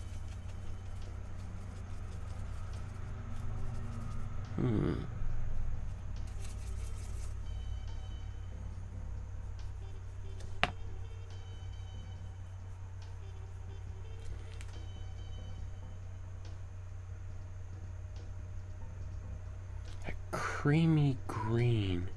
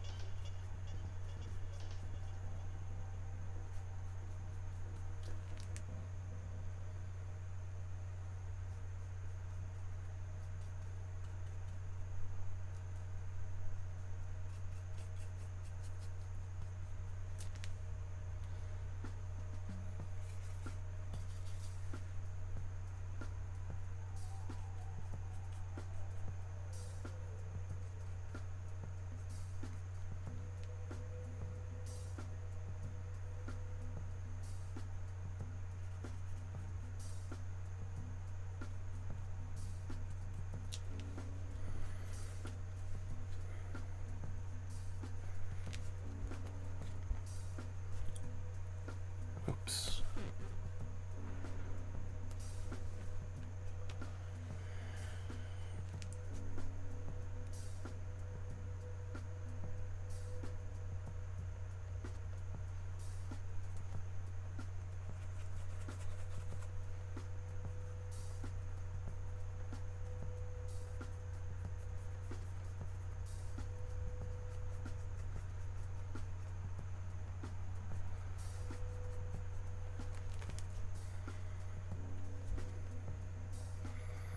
Okay, I gotta calibrate all these I have, every time I look at different screens, I'm seeing different colors.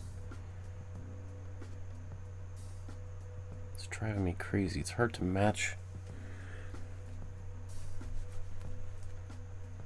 So that looks different than that, and that. Okay. Maybe I should just choose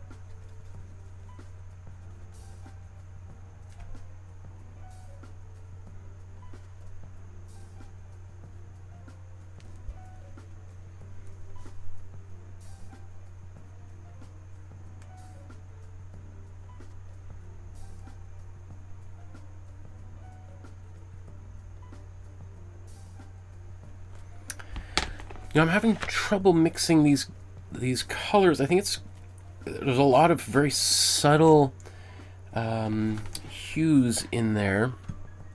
So I'm going to leave that for right now and come back, or I'm going to come back to that later on. Let's paint her clothes and face, and then I'll have a better idea of what I need to do back there. And it might be, I might have got it right now and I just can't see it.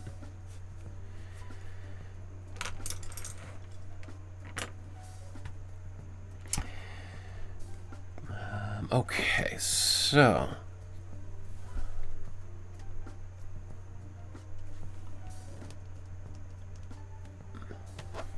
let's move.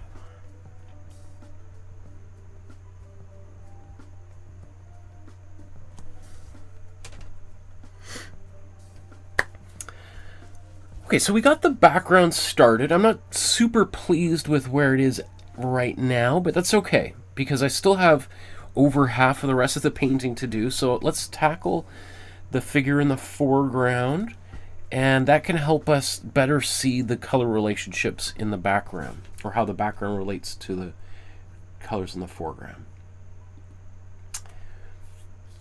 Okay, so we've got, where should we start? Should we start with her skin, I think? So let's, because then we're going to paint her hair and then her dress and stuff over top of that. Although maybe we should do that. You know, maybe I'm going to do the book first, actually. Excuse me. So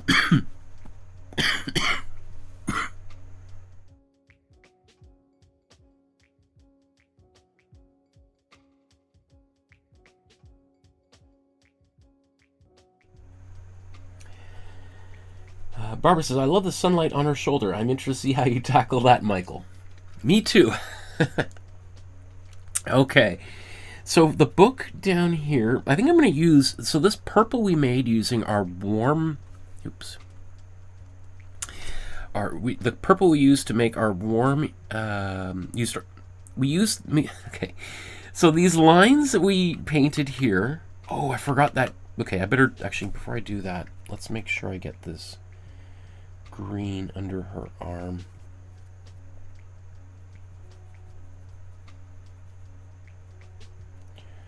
So make sure I got something here.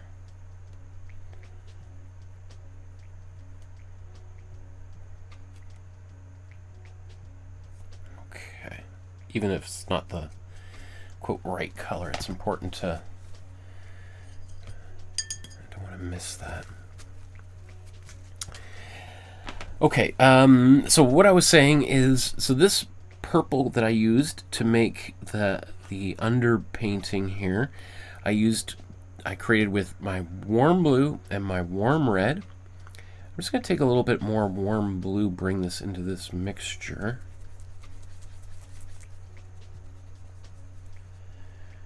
I'm just going to paint this in here.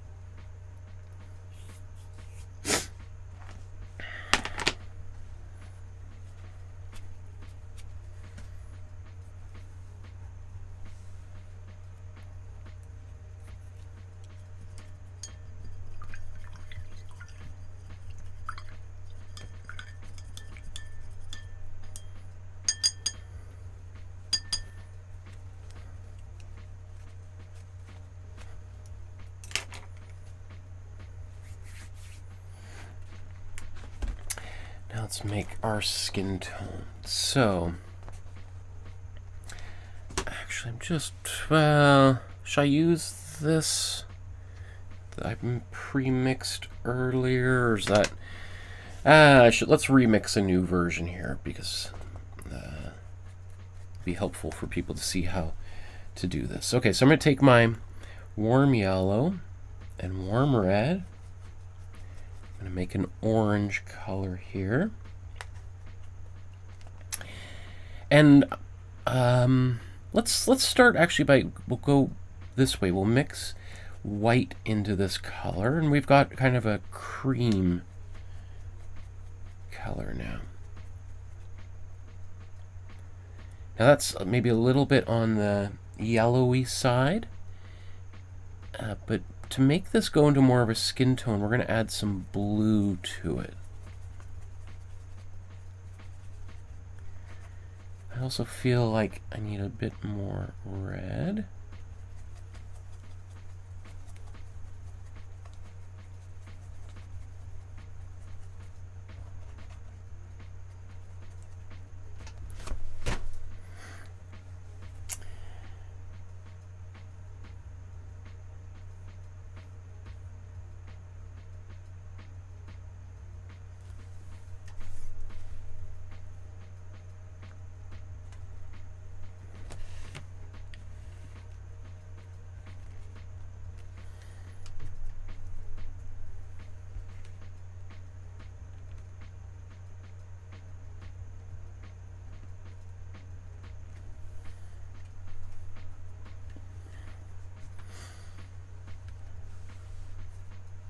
Okay, it's hard to tell. So this color might be close for her forehead. Yeah, it might be good enough.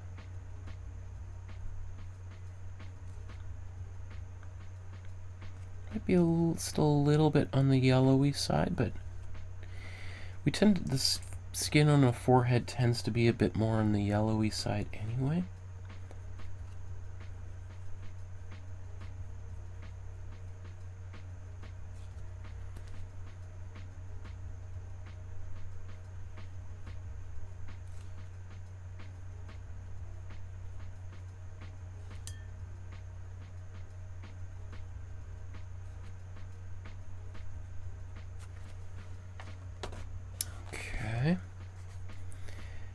Add a bit more. Whoa, that's a bit too much red so quickly.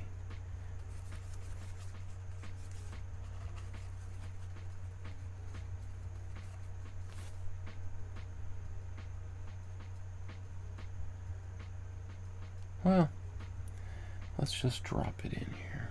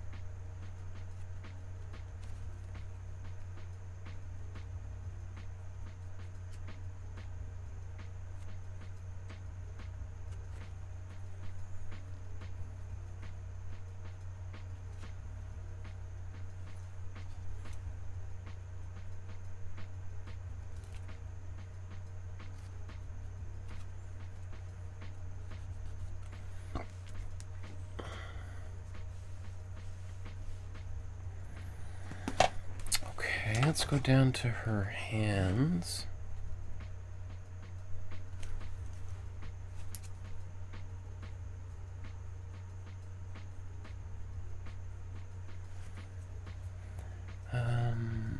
Oops.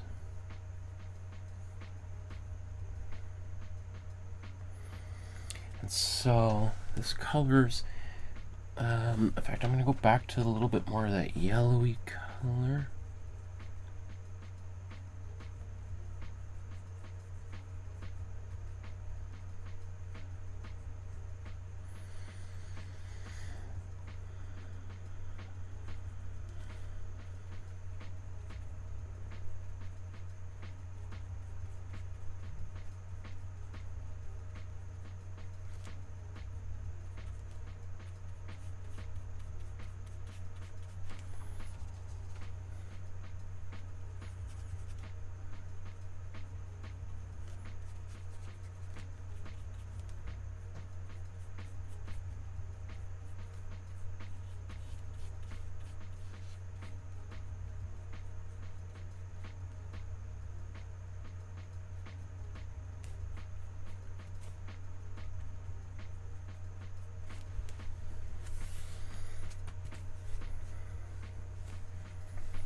So obviously I'm going to darken those in a little bit, but I just want to get some color in place that we can modify later. So what we would call like the local color. In fact, like that color might work fairly well for her fingernails as we go forward. Okay.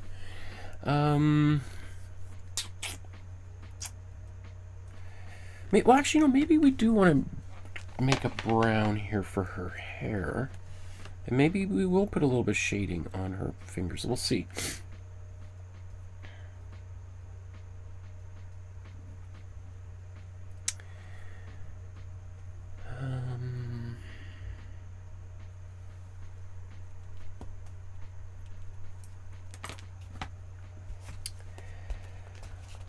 So, you know, I mixed this brown earlier. I wonder if I can take a bit of it.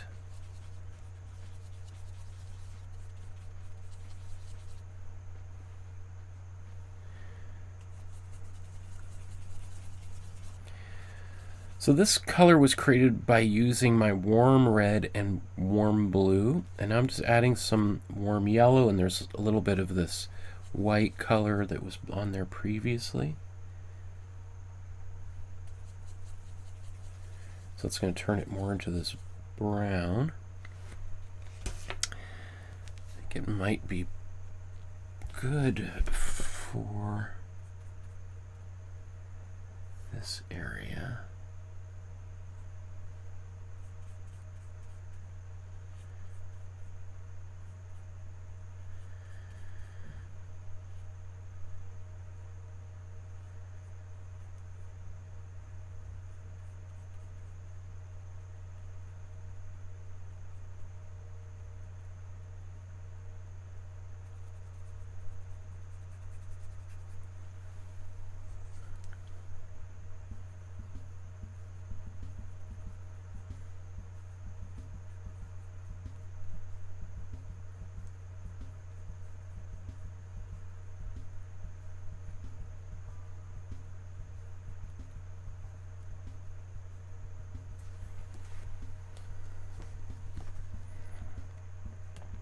See, what I find fascinating about doing this is how just putting a color here now changes some of those colors on her face a little bit for me.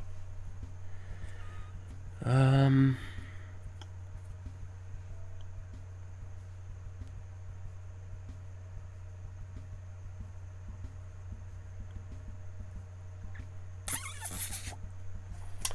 thinking about putting a bit of glazing fluid in here.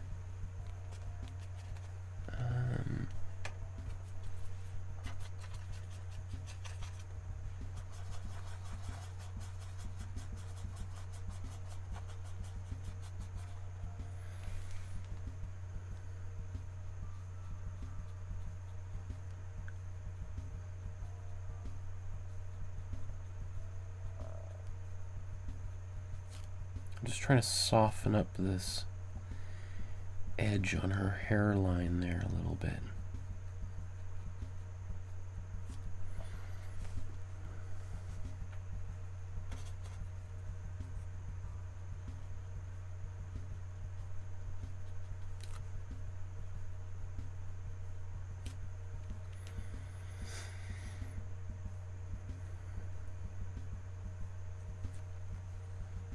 While I'm here, I'm just going to take a bit of my warm red, mix that in here.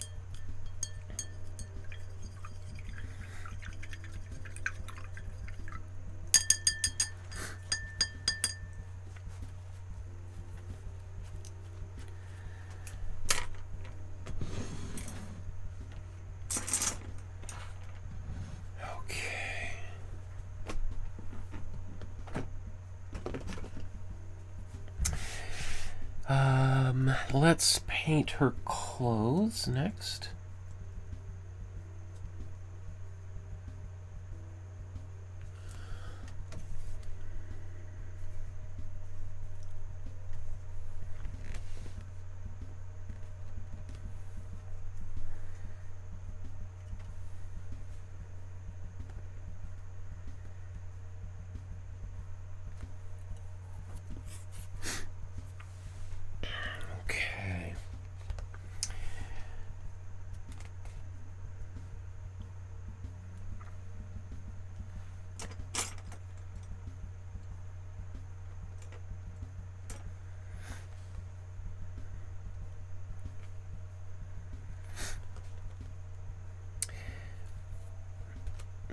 So her dress is an interesting color. It's a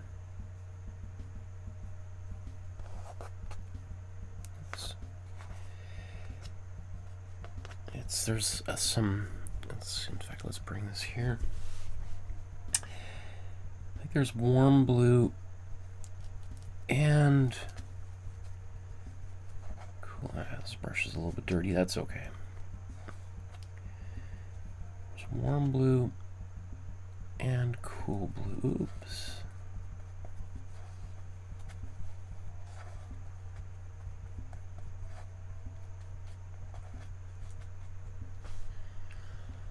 I think that's pretty close.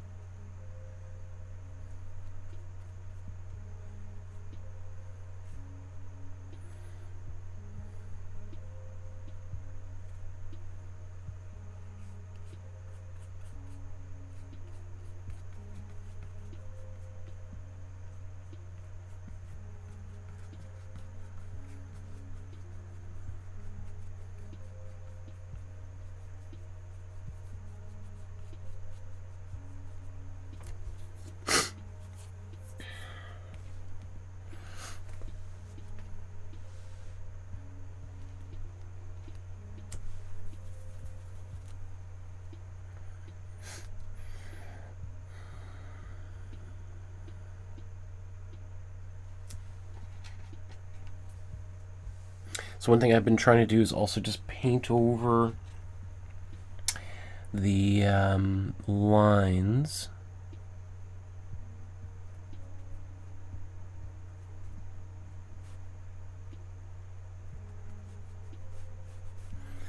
Because in this painting there aren't really any very defined lines. It's got that kind of trademark impressionist subtlety here, blurriness, one might say.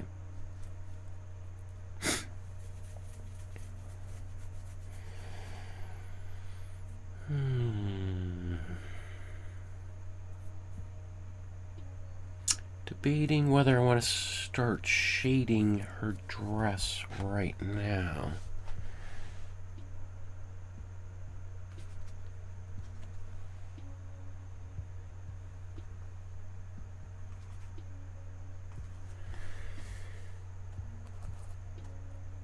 So the color that she's almost certainly using here is what we call the cobalt blue, which is about halfway between ultramarine and cerulean.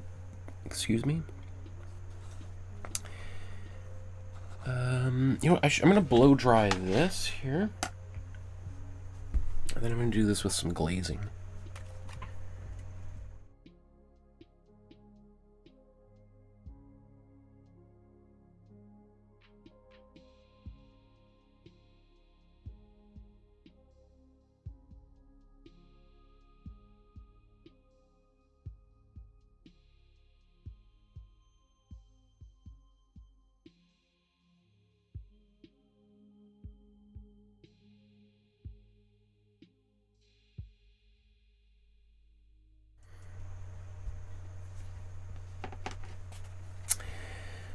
Okay, so let's take this darker color.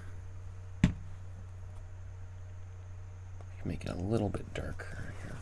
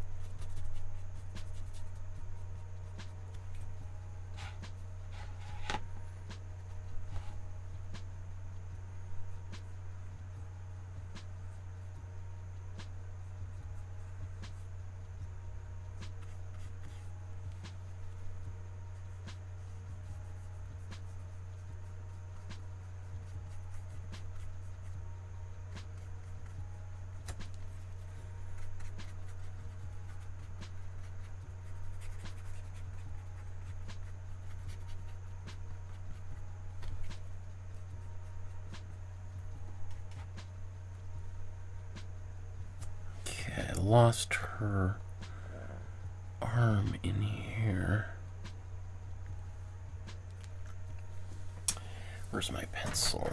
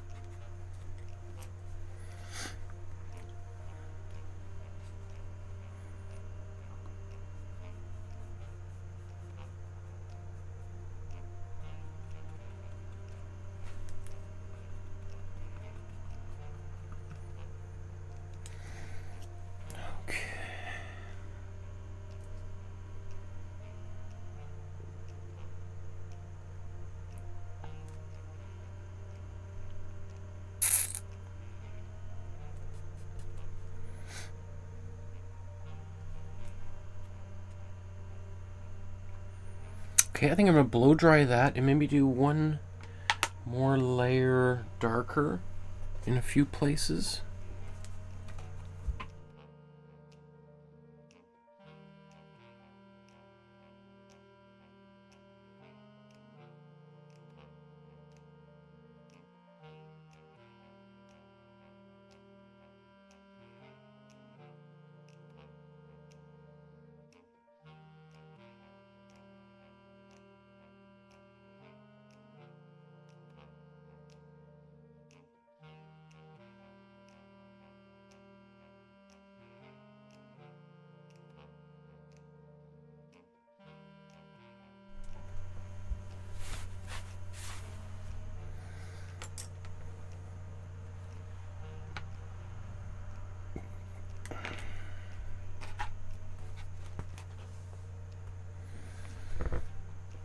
Okay, I'm going to take a little bit more cool blue, a little bit more warm blue,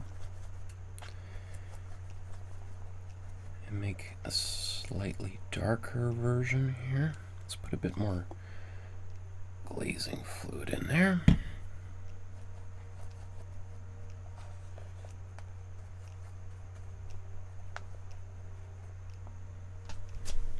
And while that doesn't seem all that dark there, oops, it's much darker on the canvas, as you can see.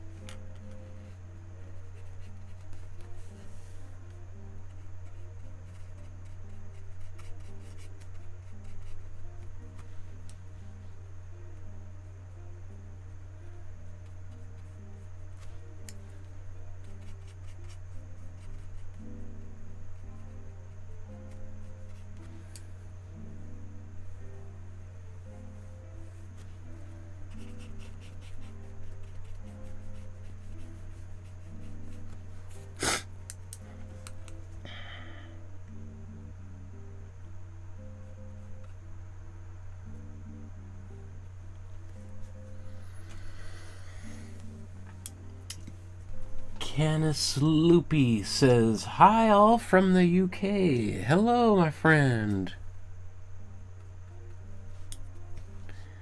I hope you're having a lovely day today."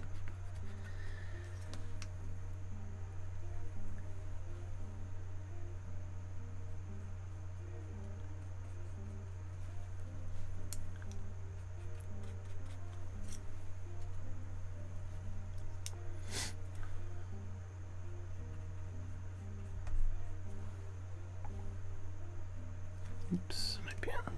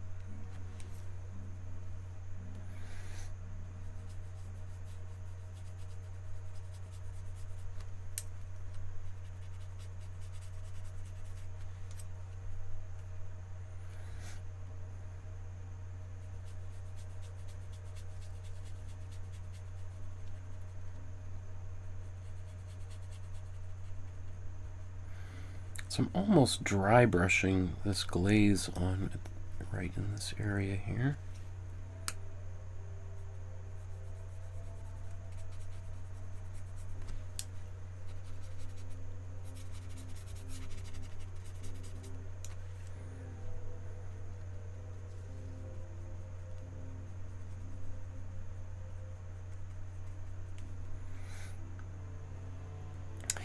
Now I do want to use more nuanced, other colors, I should say, in some of these folds and things, but I'm still just building this up here.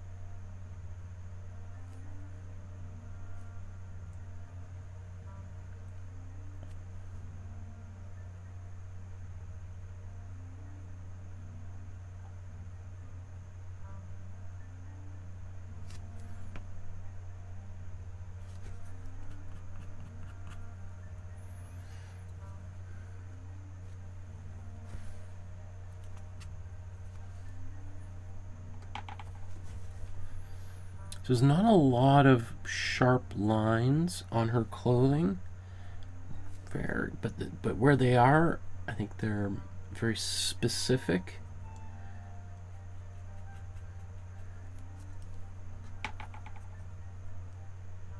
I think getting those is kind of important.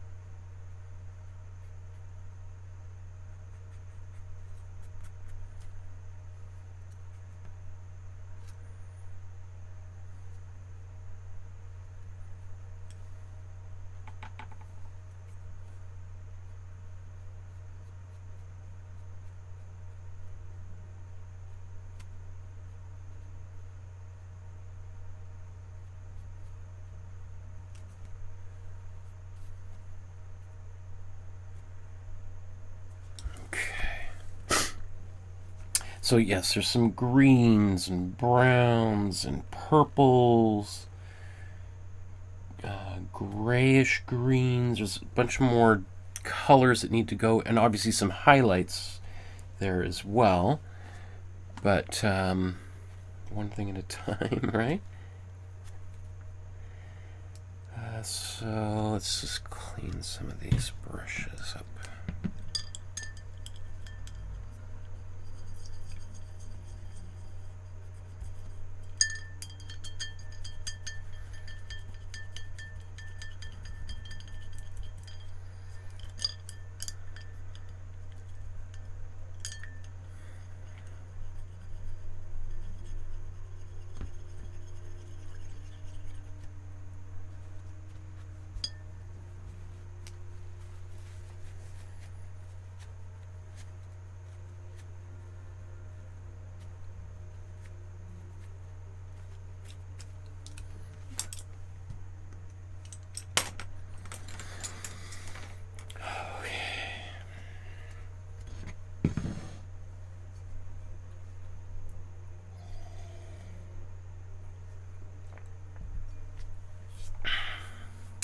Maybe just before I move back to the background, I want to tackle this bench that she's sitting on.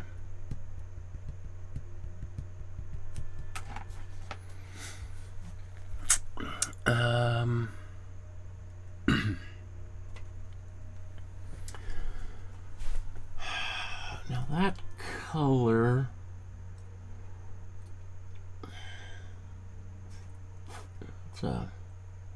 it's like a grayish, greenish blue. So, we don't really have a black mixed yet.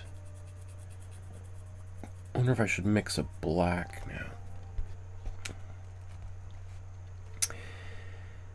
Okay, so let's take our... We're going to take our cool... Maybe let's do this over here. Cool blue. Cool yellow. Makes a nice, beautiful, bright, super saturated green. Just before we move on, we look at it and don't see that color anywhere there.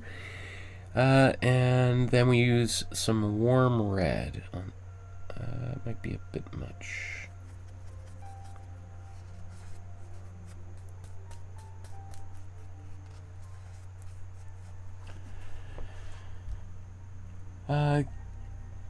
Kaolier. Is that how you say it? Kaolier? Kaolier. Says, hey, I just started your free drawing course. Best art teacher ever. Wow. Thank you very much. That's so sweet of you to say. I really appreciate that. That's super cool. Well, keep us posted. Join the Facebook group. Show us some examples of your progress. When you feel ready, some people are happy to share their work first drawing, no matter how good they feel, and some people never show their progress. Obviously, you can see hundreds of thousands, millions of people have done the course, so lots of different people have their points of view on sharing their work. But if you want to join a really cool community on Facebook, it's a very lively group of people. Okay, so this color still has a bit of a greenish quality, and actually just before I move on, I do like this green. I'm going to salvage a little bit, put a bit of that to the side here, because I might like to use this green here. But I'm going to add a little bit more red to it to pull this green into the center to make a black.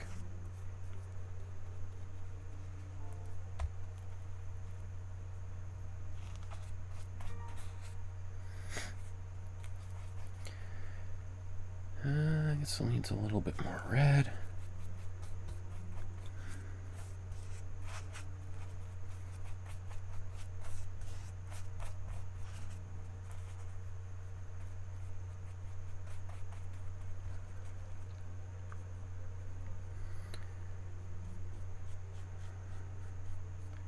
I think that's a black. Okay.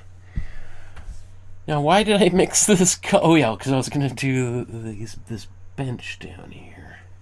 I'm like, okay, great. Yeah, why did I do that? Okay, interesting. So, how about, let's take a little bit of, I'm going to take some of this cool blue. Oops. Mix that. That's pretty close, actually, to the color I want, is this cool blue. I think I just need some white in here, though, now.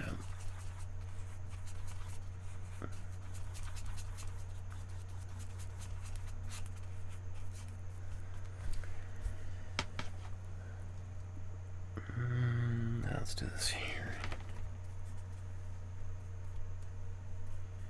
I think mine is definitely a little bit darker.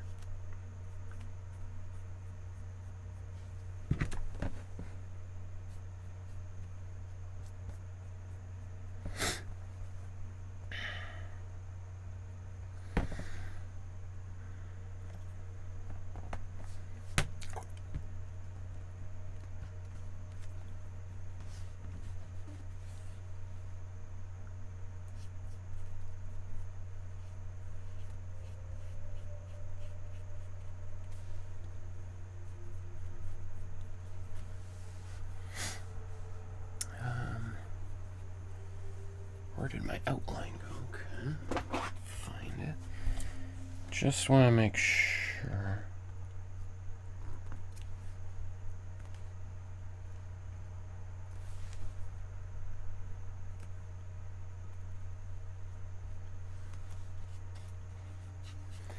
Now the other side of the bench on her painting is very light.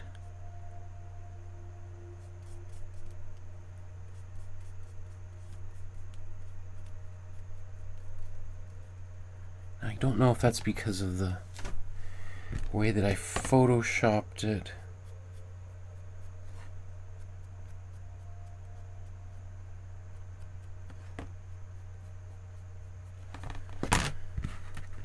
I don't know. That is pretty bright, especially if there was the sunlight's coming from behind.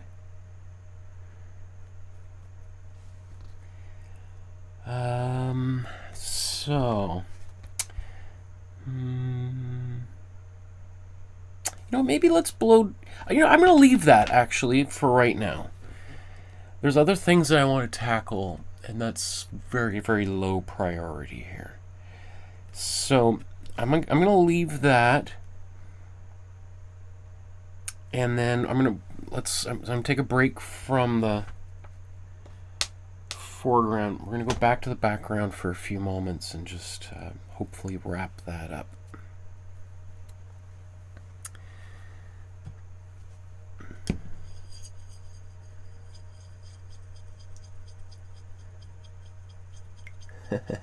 Cowler says, well, I will think about joining that Facebook group.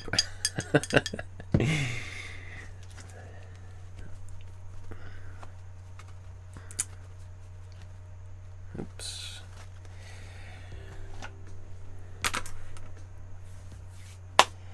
I really like reusing my painting rags as long as possible so that, you know, I guess that's going to go into a landfill and it'll be there for, you know, 500,000 years or whatever. So the less rags I'm putting in the landfill, the better. The one thing is that at some point when you've got rags that start really getting dirty, it's hard to tell what is dried paint and fresh paint, and then sometimes I grab them and I get more paint on my hands than I had when I went to wipe my hands off. So it might be time to throw those bad boys out.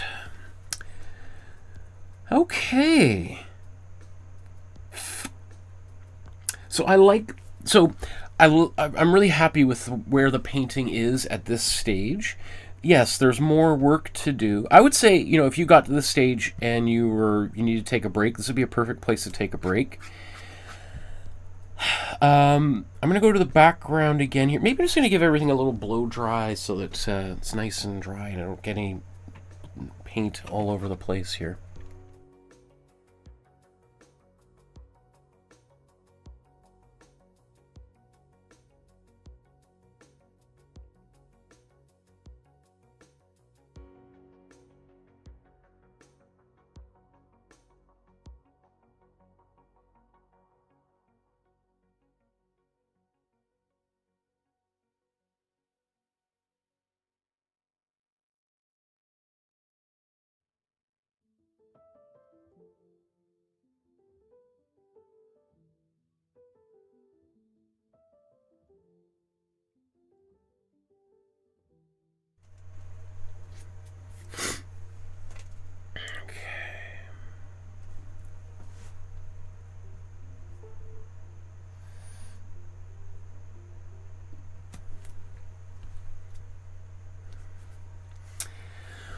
Whew, okay, so we've got basically all of the colors filled in. Whether they're the right colors, that's a whole other question. But we've got, placeholders at least in all the positions of the painting. Now, and I'm kind of was racing to get to this point because now I could start to be a little bit more.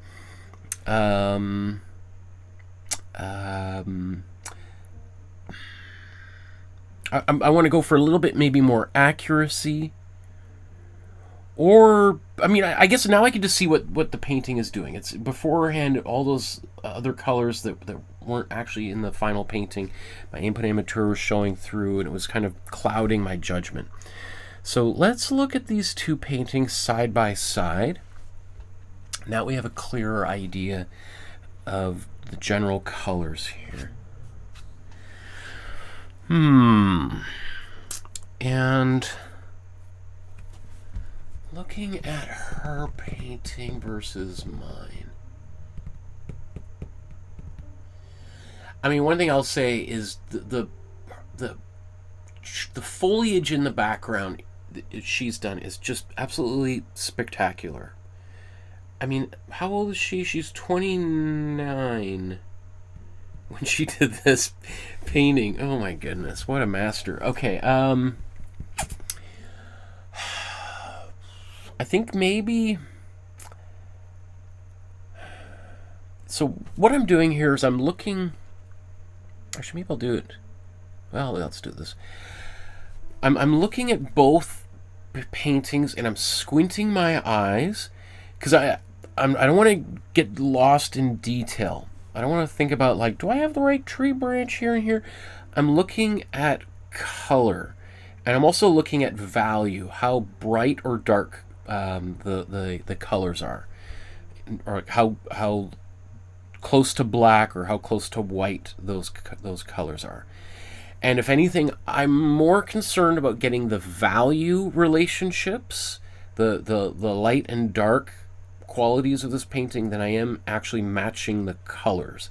And I think that's something that should be if anything of any of these episodes, that should be way more, that should be the main takeaway. Color, yeah, obviously it's important. Matching colors, that's an important skill to learn and all that. But value is really important. And do I have the right values in the right place? Because at the end of the day, we're going to move, I'm going to turn the computer off, and I'm just going to be left with my painting. And if the colors are a little bit different, I won't remember. But if the values are slightly weird and it's too dark or too light in certain places, that's going to be more of a concern. Okay, so I'm just going to, again, look at these side by side. Just trying to think, what am I noticing here?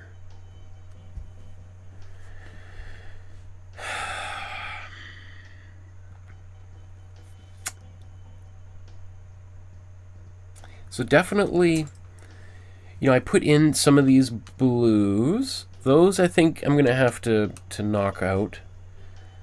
They're also kind of competing with her clothes. And it makes me think that this color in here, that blue, needs to be even more teal, right? It's too close to this color. But that's why I like painting, the background, foreground, and coming back to the background, because now I can see what this color really should be like.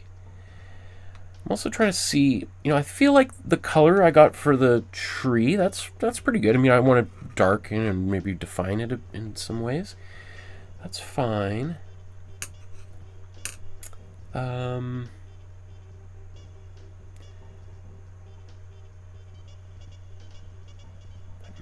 how the color she's getting. So I think a lot of these colors in her background are actually relatively warm. I think what I'm going to do next is I'm going to do this with some glaze and then maybe some finishing touches with some smaller brushes. I think. Hard to say. Okay, so let's take... what color do I want to use here?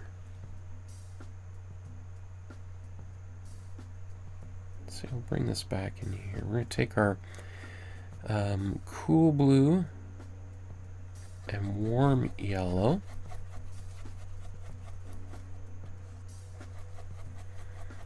A little bit of brown on there, which is actually not bad. Let's put a bit of warm red in here.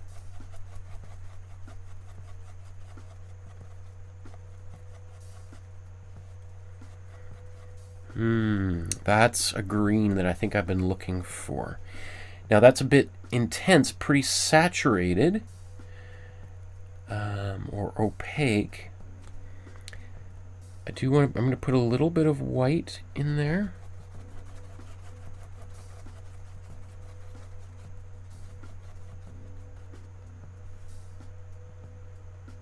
Oh, is that still too dark?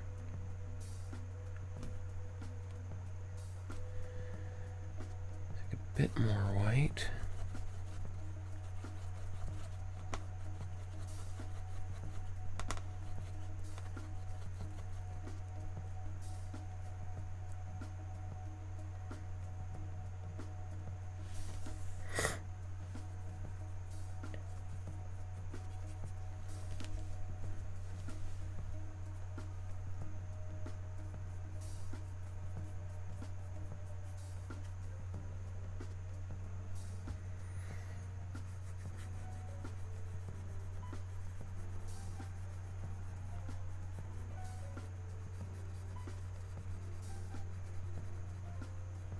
I'm even kind of just gently brushing over the edges here to soften up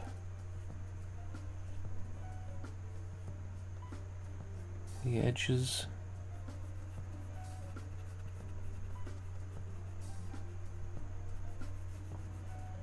Gives it that little bit of that blurry impressionist quality.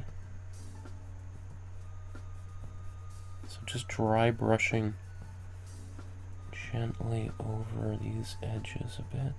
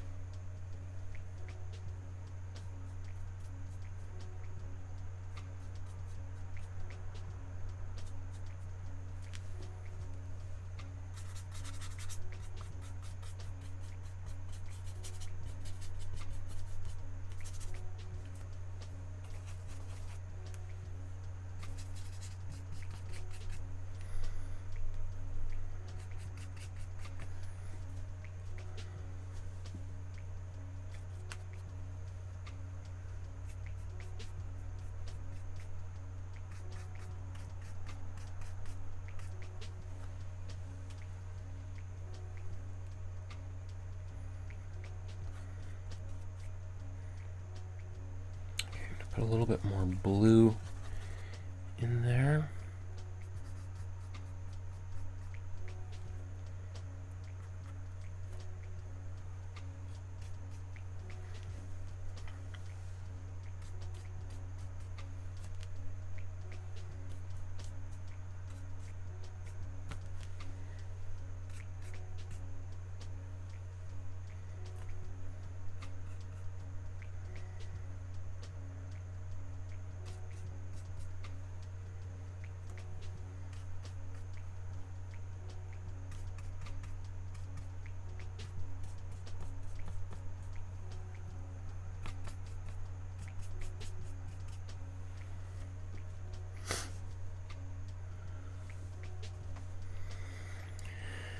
Okay, so I'm gonna mix this color again. My cool blue, warm yellow,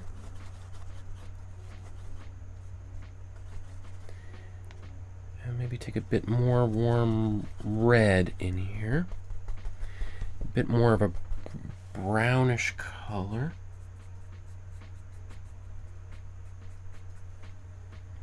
You know what? I think I need more red even.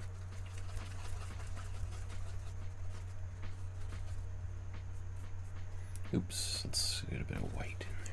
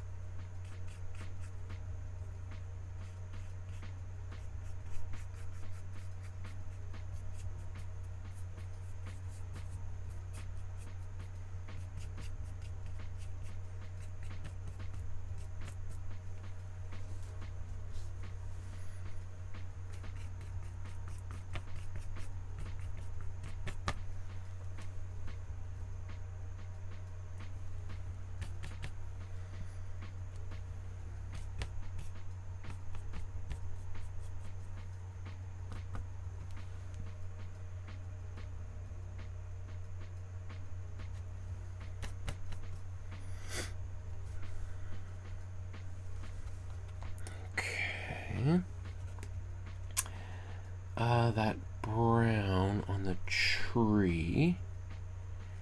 Oh, so a few things. Let's get this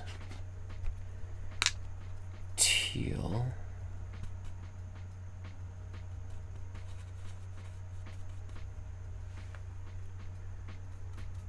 Oops.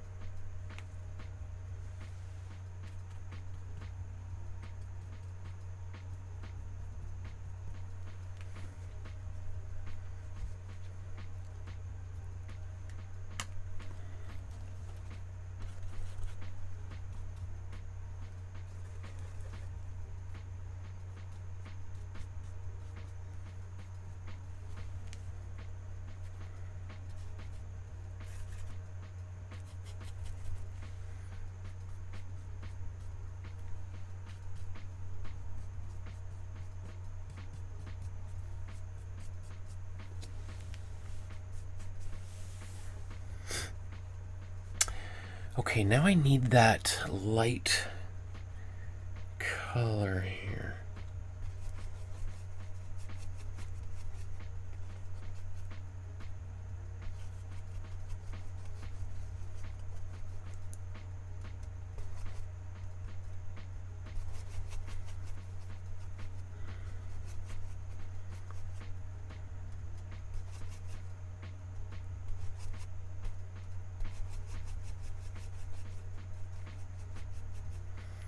Okay, I gotta zoom in on that. I'm having a hard time. What color is that?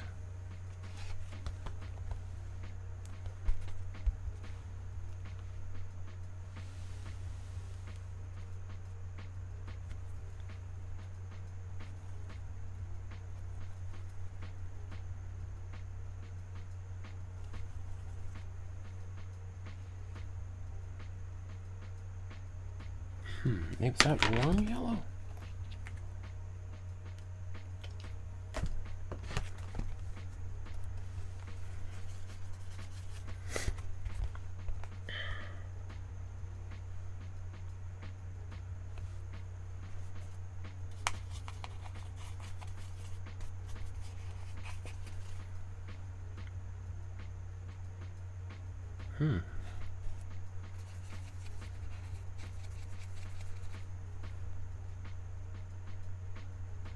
That's pretty close. Okay.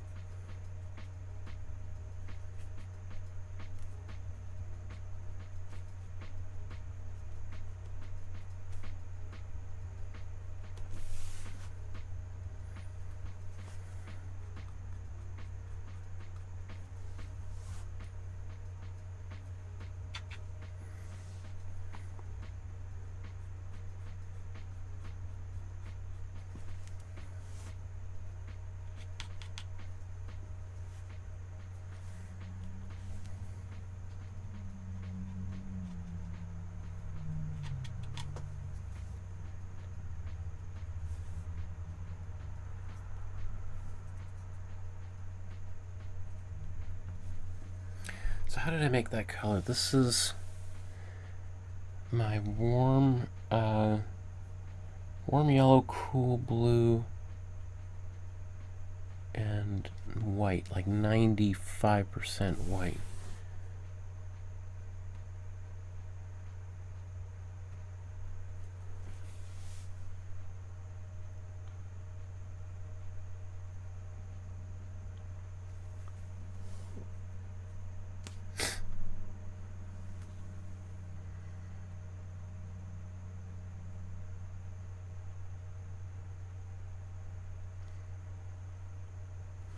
Okay.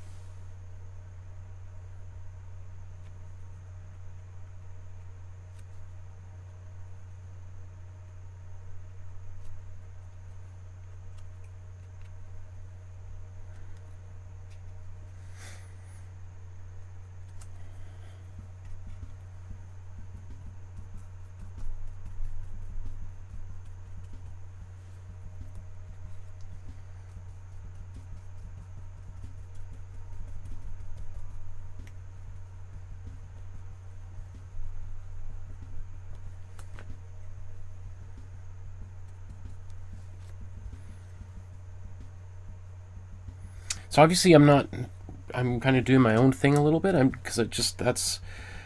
have a little bit more room to play with on my edges, and as I just look at it, I feel like I want a little bit more balance up here. It's pretty dark in this side, so I'm just trying to rebalance that part of the painting. I want to do a little bit more on the tree back there.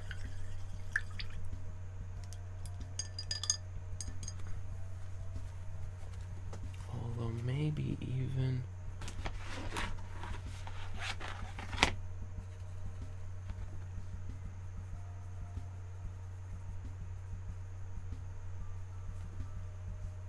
darkening that, there we go.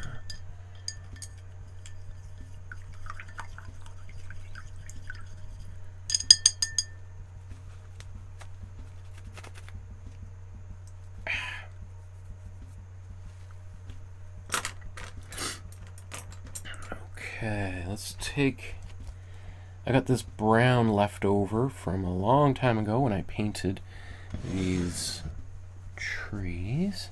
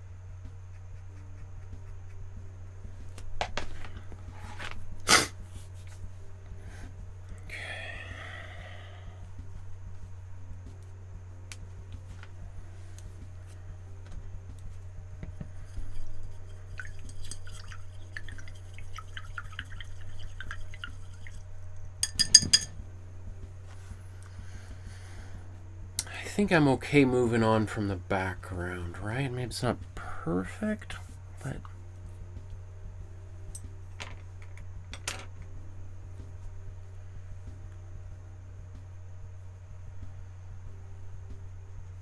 I do like... See, this is my favorite part of making a painting, is the fiddling around like this.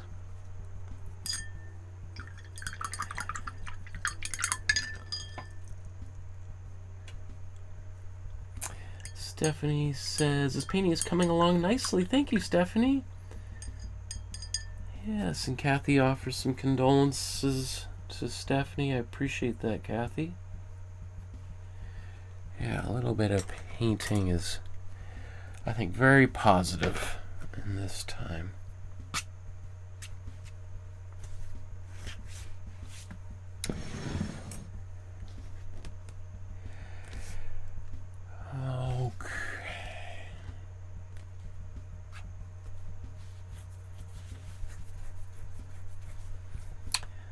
Do I want to... You know what? I think I'm okay. I was debating, do I want to put more leaves and things on top of the trees? You know, I think if I do, let's do that at the end, because how am I doing with time? Yeah, I got it. I got about 45 minutes to wrap up. Okay. Ah! It always comes down to the wire here.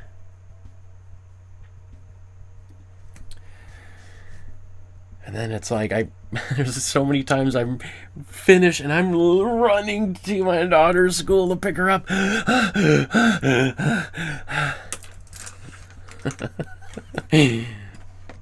So I don't want to do that today if I can avoid it. So I think of the background, let's say, quote, done. There might be a touch-up or two I might need to do there later on, but let's move back to the foreground. Let's ideally finish the figure here. Whew, okay, so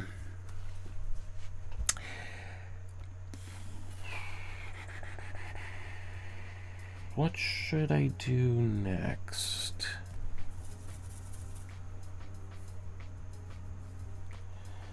Kathy's got a stubborn eye infection. Oh my goodness, I'm sorry to hear that, Kath. We're all falling apart over here. I'm sick. Oh my goodness. Or hopefully I'm on the end of the illness, or cold or flu or whatever I've got.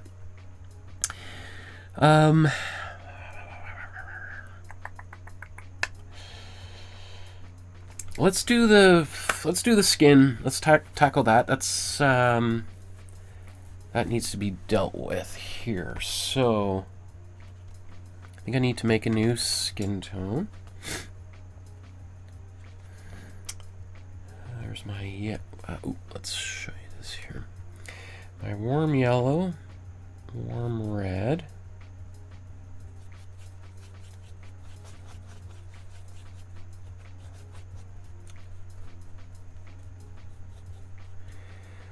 Take a bit of warm blue. Let me get this light brown. The more blue we would put in there, the darker that brown would become.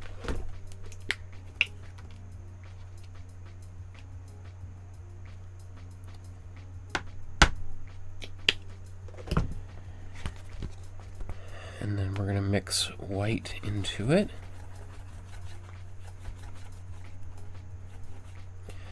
I don't want to be too white because that was the previous one here, so I'm starting to think about getting a little bit darker and darker. I'm kind of thinking about the color up around her forehead here, so I want it to be a little bit darker and maybe a little bit more yellow.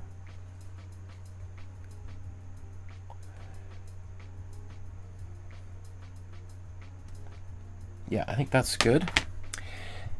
Now I'm going to put glazing fluid in this.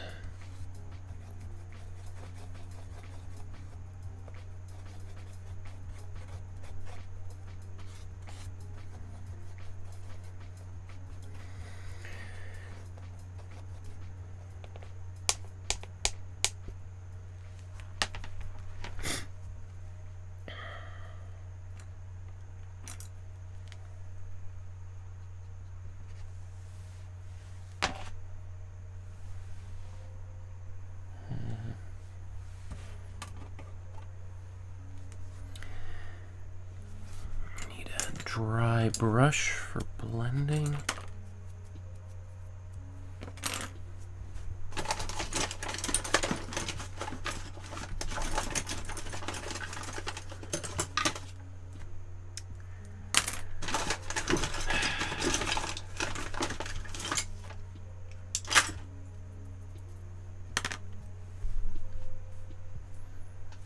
In fact, let's zoom in.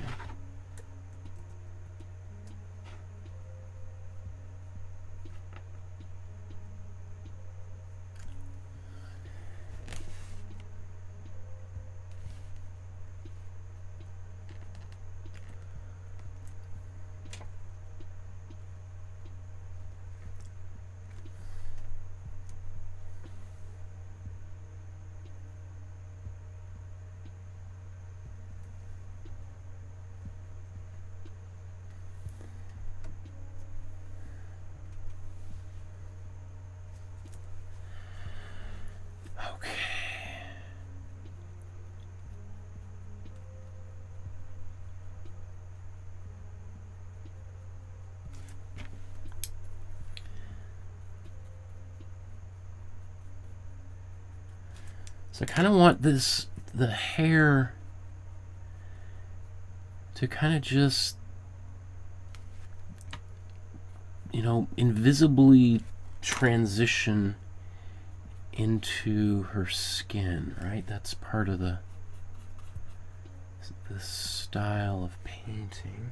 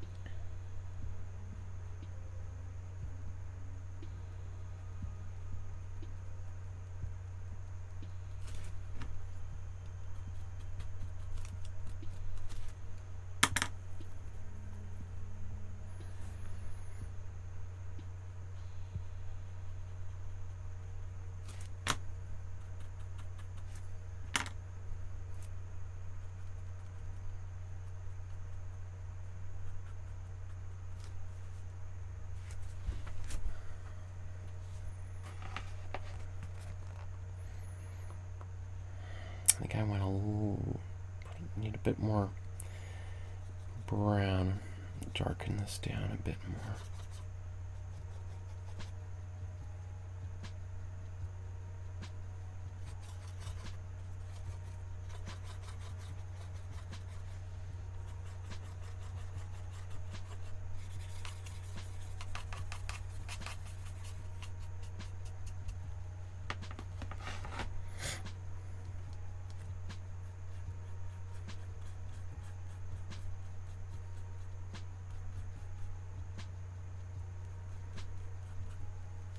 You know, I didn't even notice she's got these little bits of purple. It's like those are like almost in a camera lens. Those reflections inside of the lens. That's wow, that's beautiful.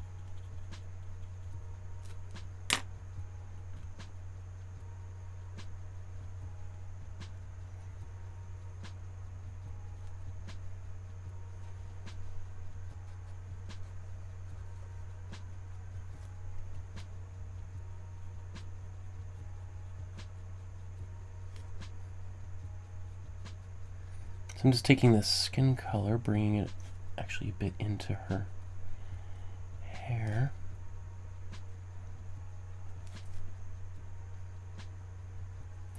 I'm going to take even a bit of more warm red. Oops, where are we? More white.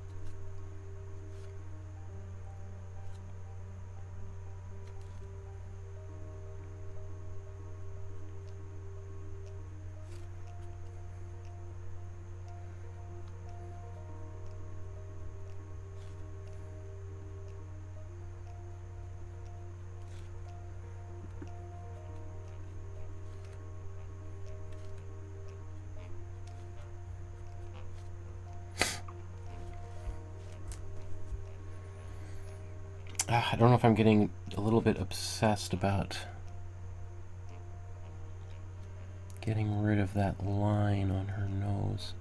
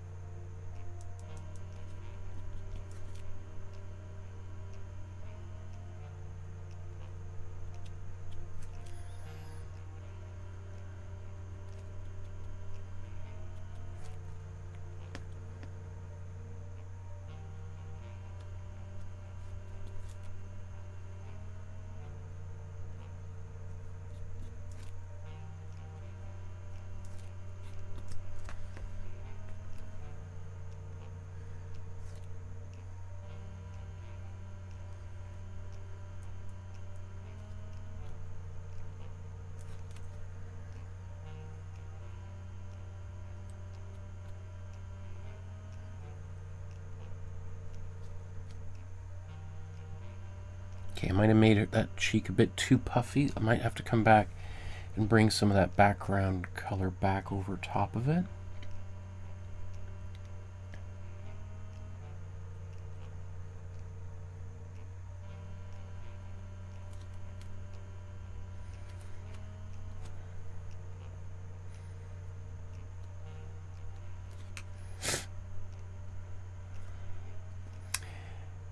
Okay, I'm going to go the opposite way. I'm going to take a little bit of blue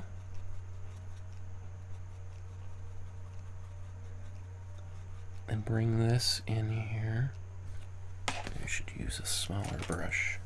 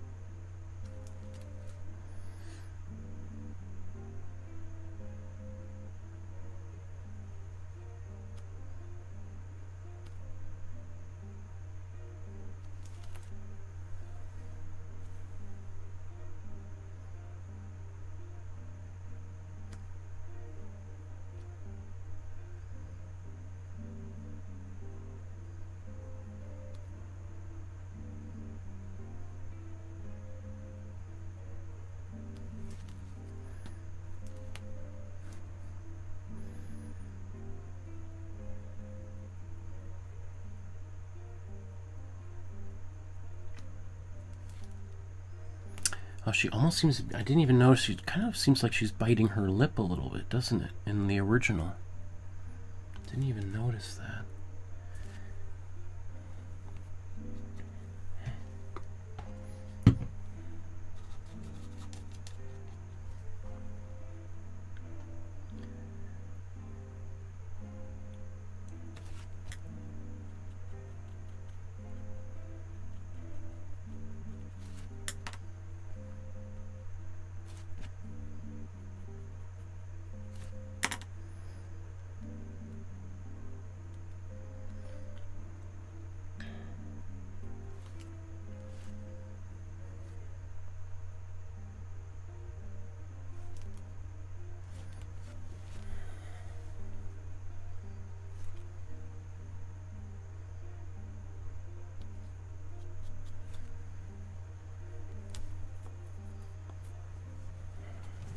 Okay, I'm going to take a break from the face and just move to the hands for a little bit. because I don't want to. I've got all these colors. I don't want to have two totally different colors in the hands and face.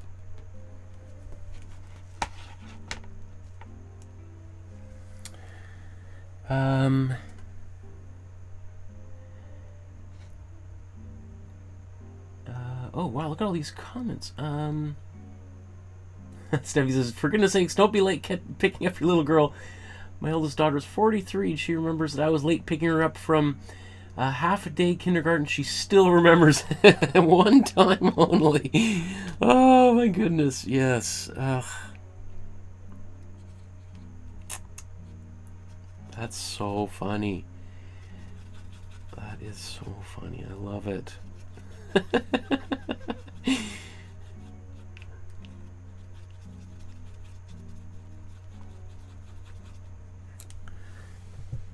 Yeah, okay. I got about another half hour.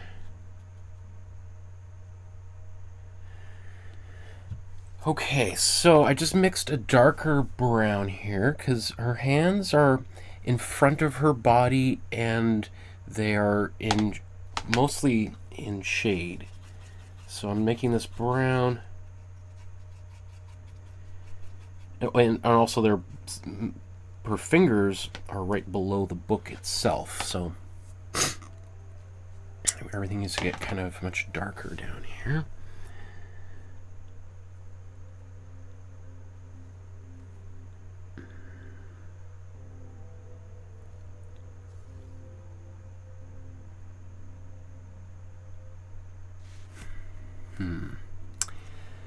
That might be a bit too saturated.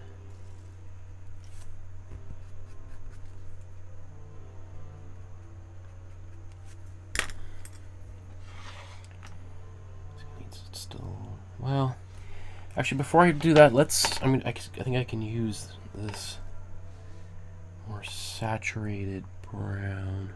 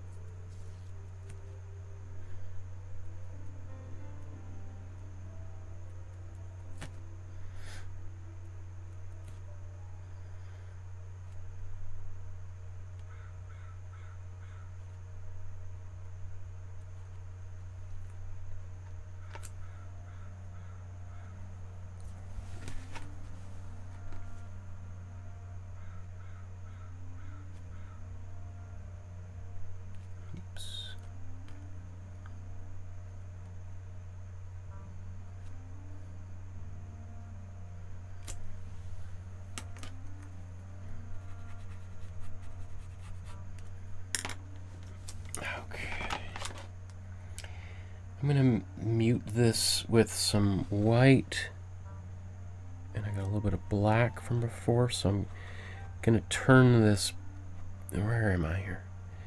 So I took some white and black, and I'm mixing it into the same brown. It's going to mute it so it's not so saturated.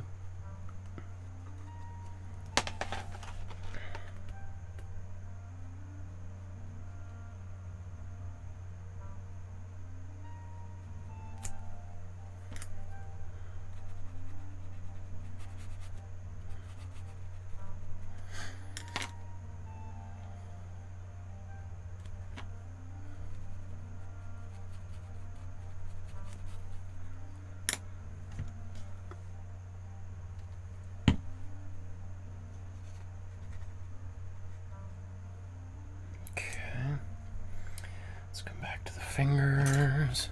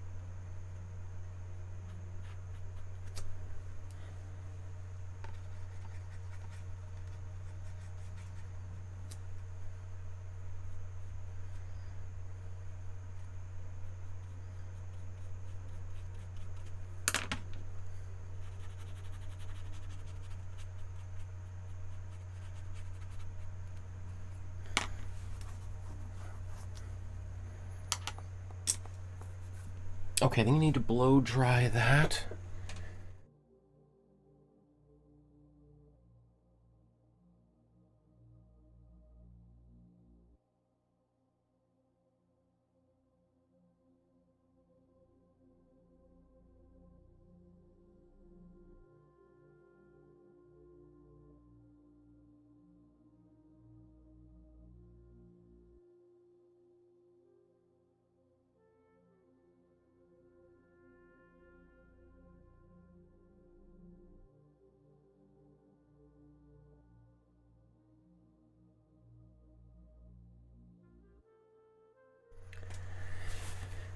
Whew, okay.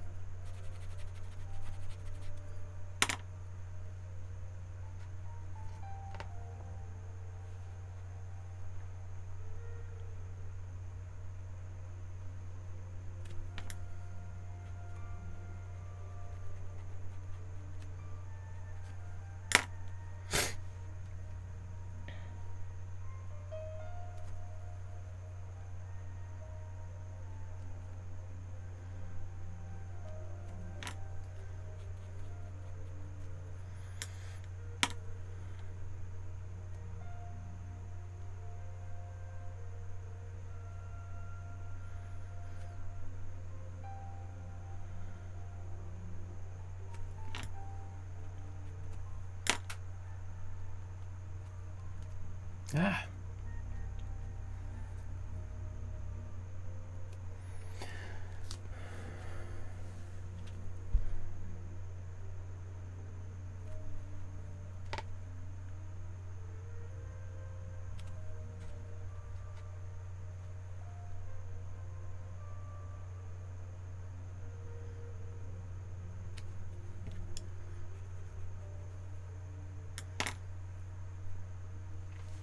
Oops. Ah, of course not on camera.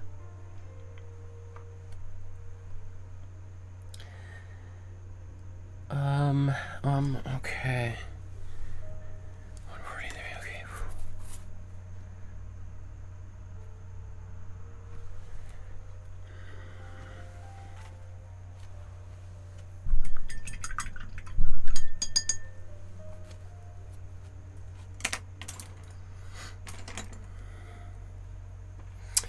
It's gonna blow dry all that.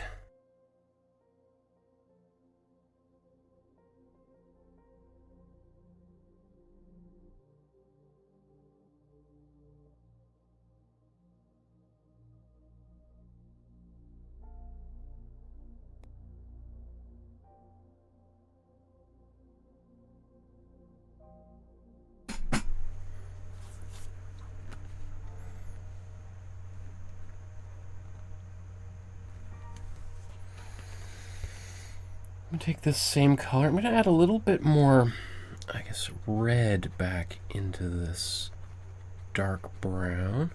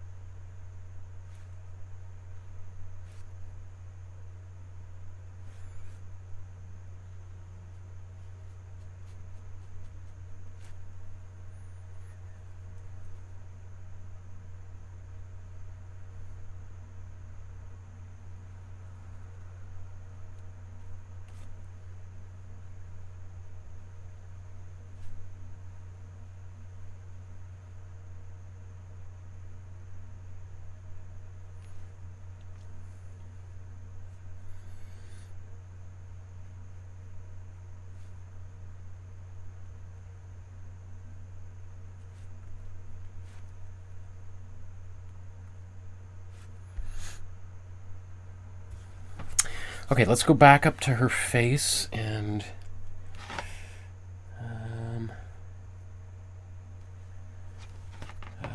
okay, her lip there. Okay, she's taken a cool red.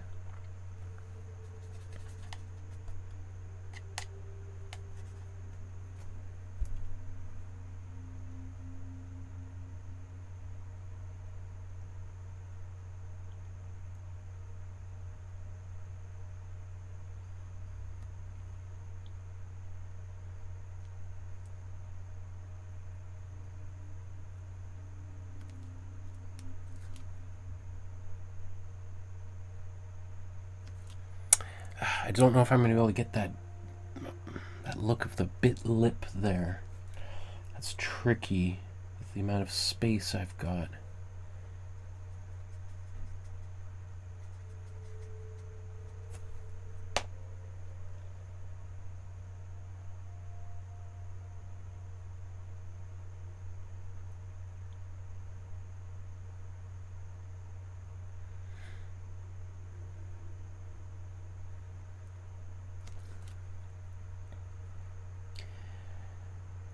I think it's going to be okay if she doesn't have the exact same expression, considering how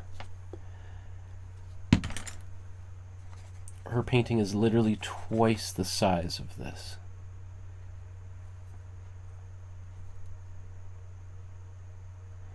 And she's one of the great artists of all time. So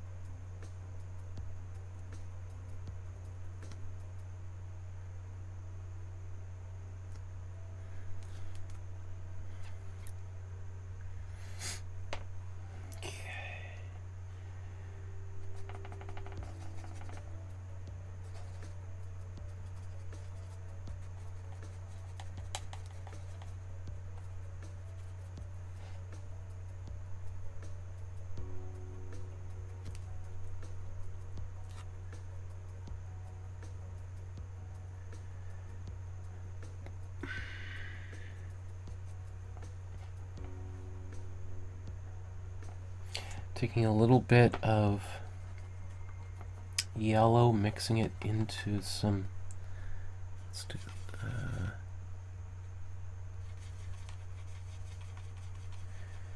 warm blue here. I almost want it the other way around, don't I? Just a little bit more on the greenish side of things.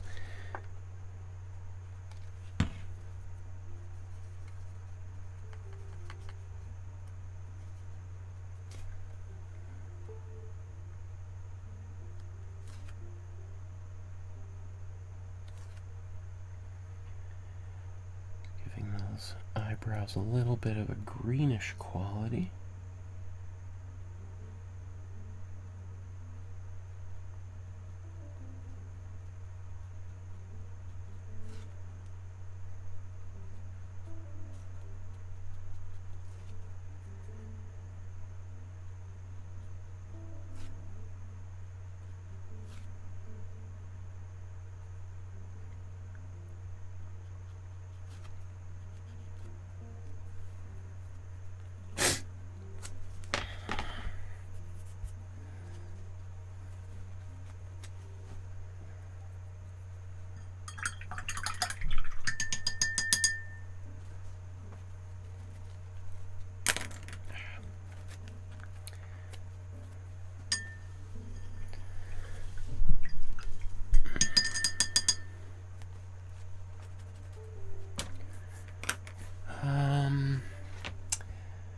get those highlights from the sun that are in her hair.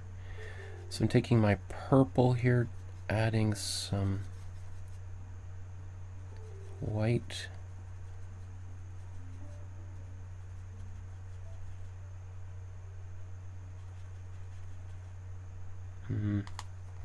It's too gray. Let's do that again.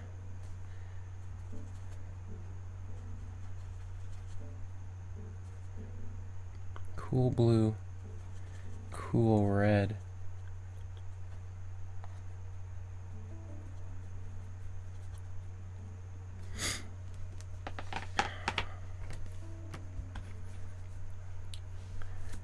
Oops, not quite that part.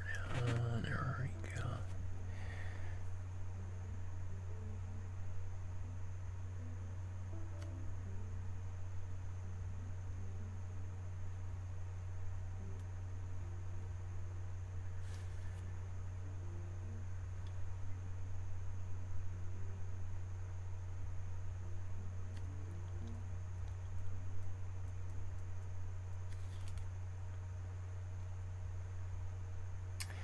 Oh man, she did so much great work here on the face, and I don't know if I'm gonna have time to get to all that.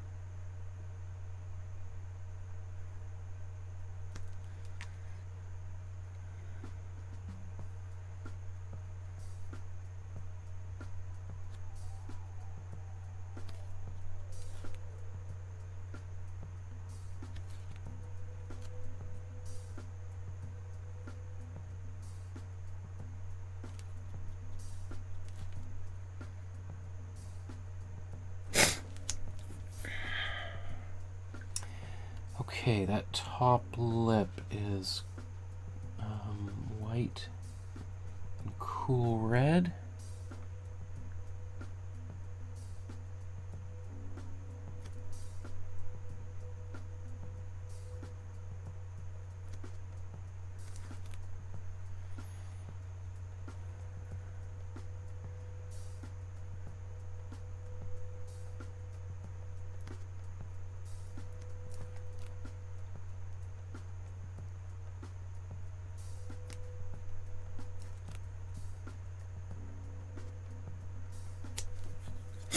So there's this kind of, okay, still gotta do her clothing. I'm running out of time.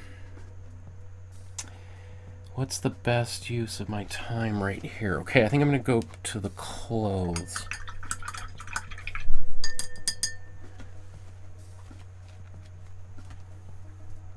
Okay, yeah, I got 15 minutes here.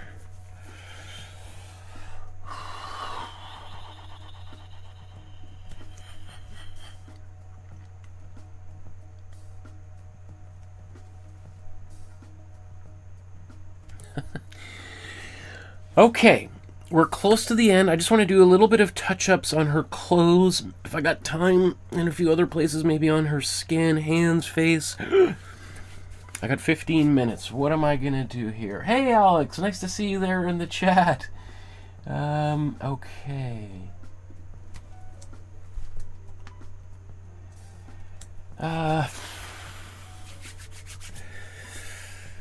Let's get a green, bluish green glaze. Got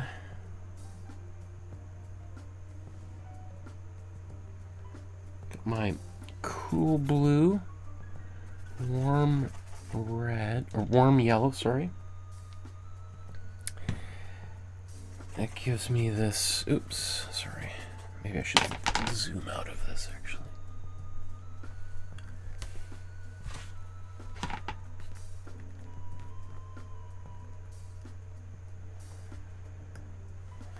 I left this brush drying there.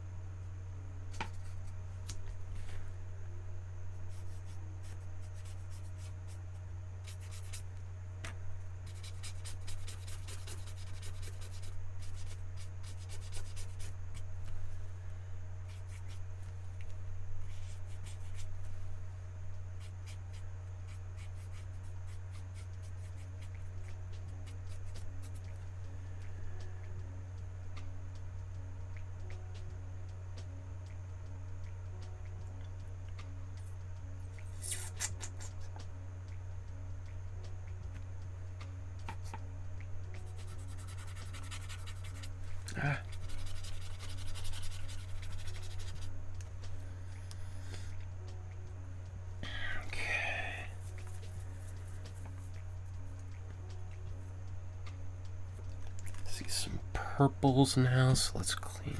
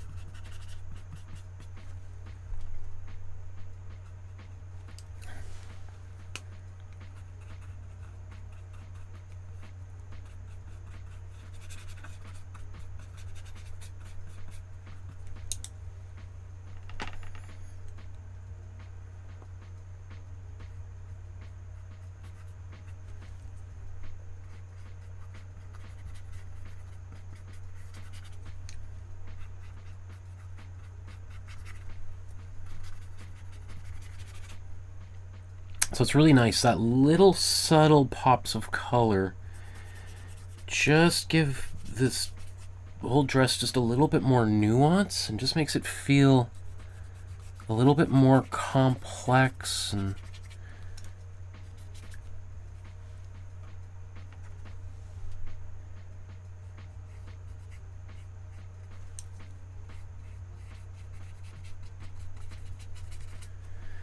I wish I had more time to really fiddle.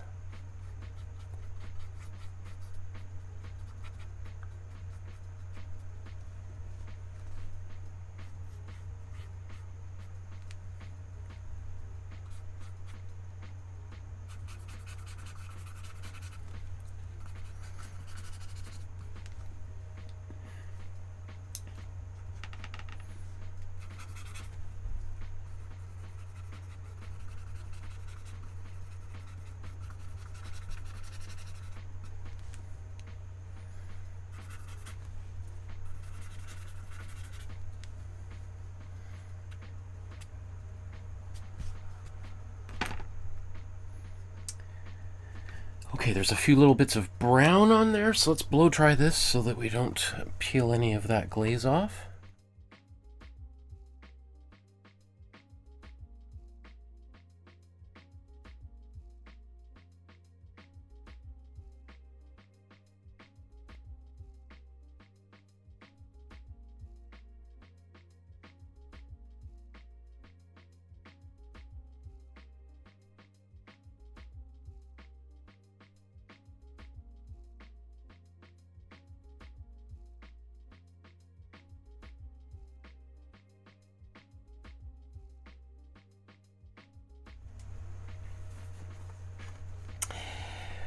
Okay, oh yeah, brown, okay. I wonder if I can use this same brown that I had here that I was using for her hair and face and fingers.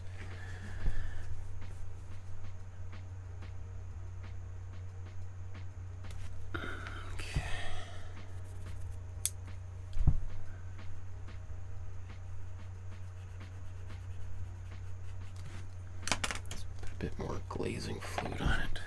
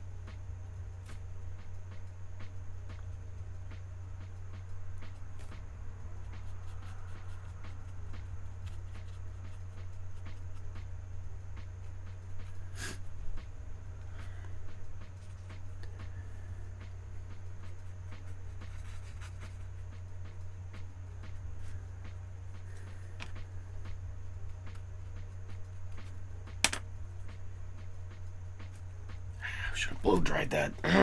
Every time I fiddle with glazing fluid.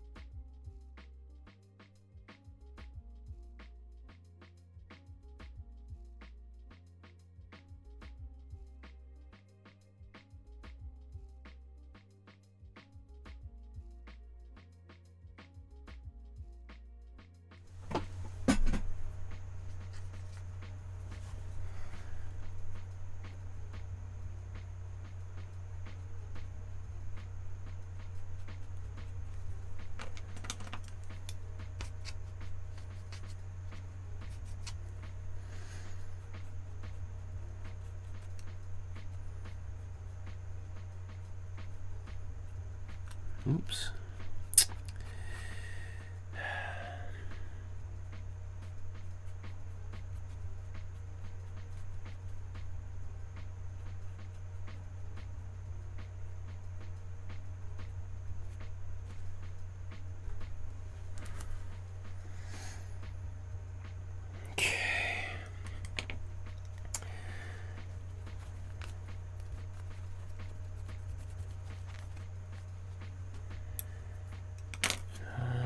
Highlights on, or no, want a little bit of purple on her face.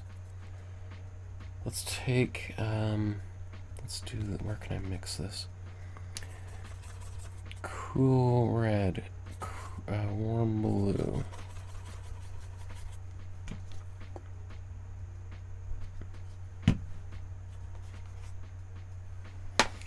Just gonna clean my brush off.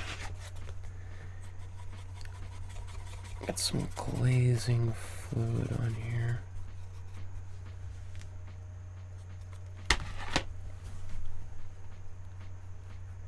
Yeah.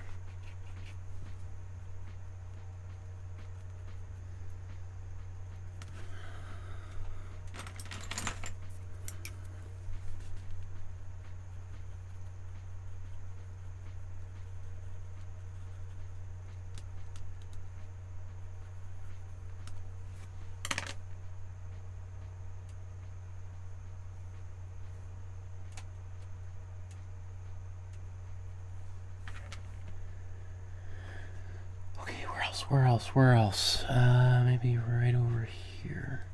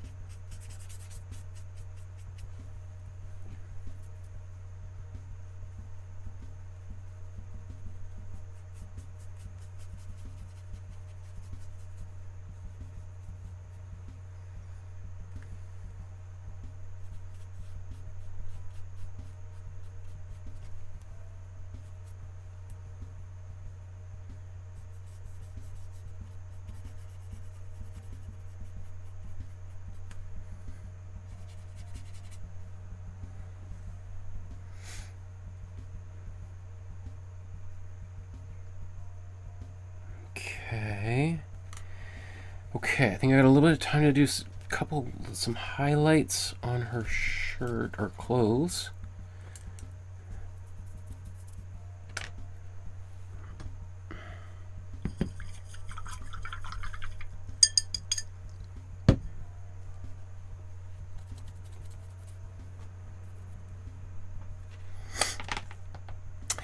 So, I think basically I'm just going to take pure white and glaze with pure white. So take glazing fluid and white.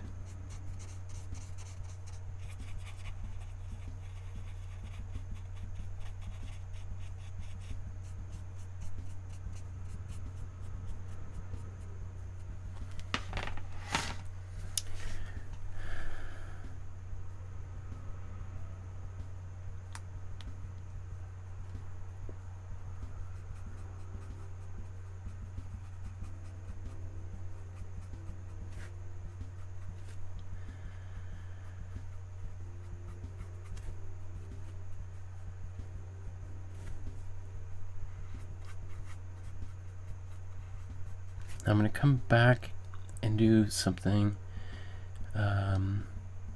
use like pure white here in a moment. But that's pretty bold, so I want to just see if there's places where I can kind of, where I might want some white highlights, but not super intense white highlights.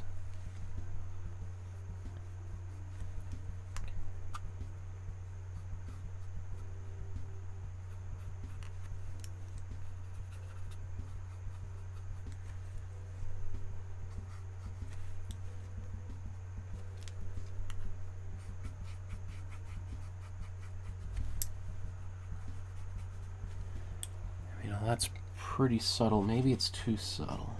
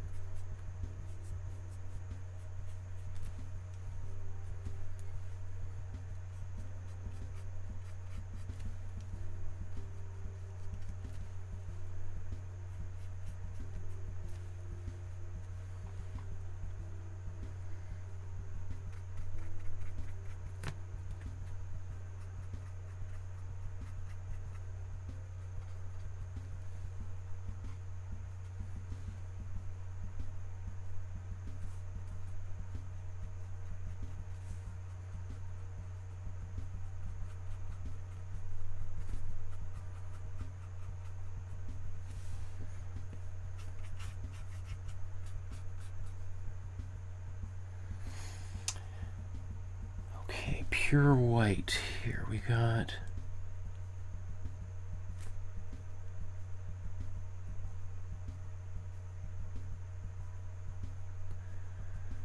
a little bit here on her lap.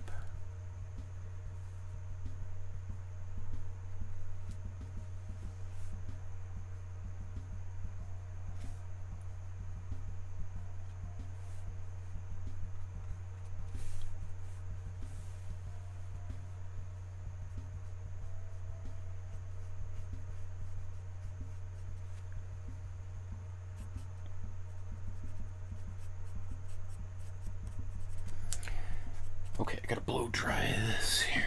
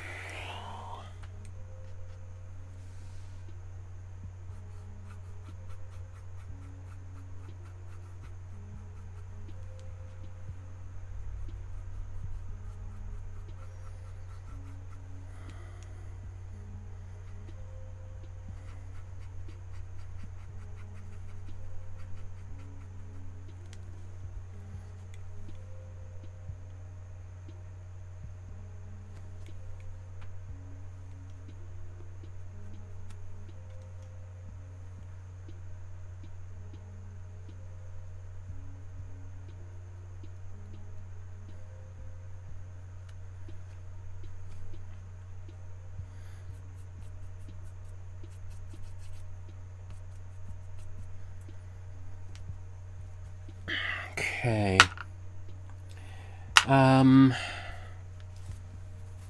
Yeah, okay.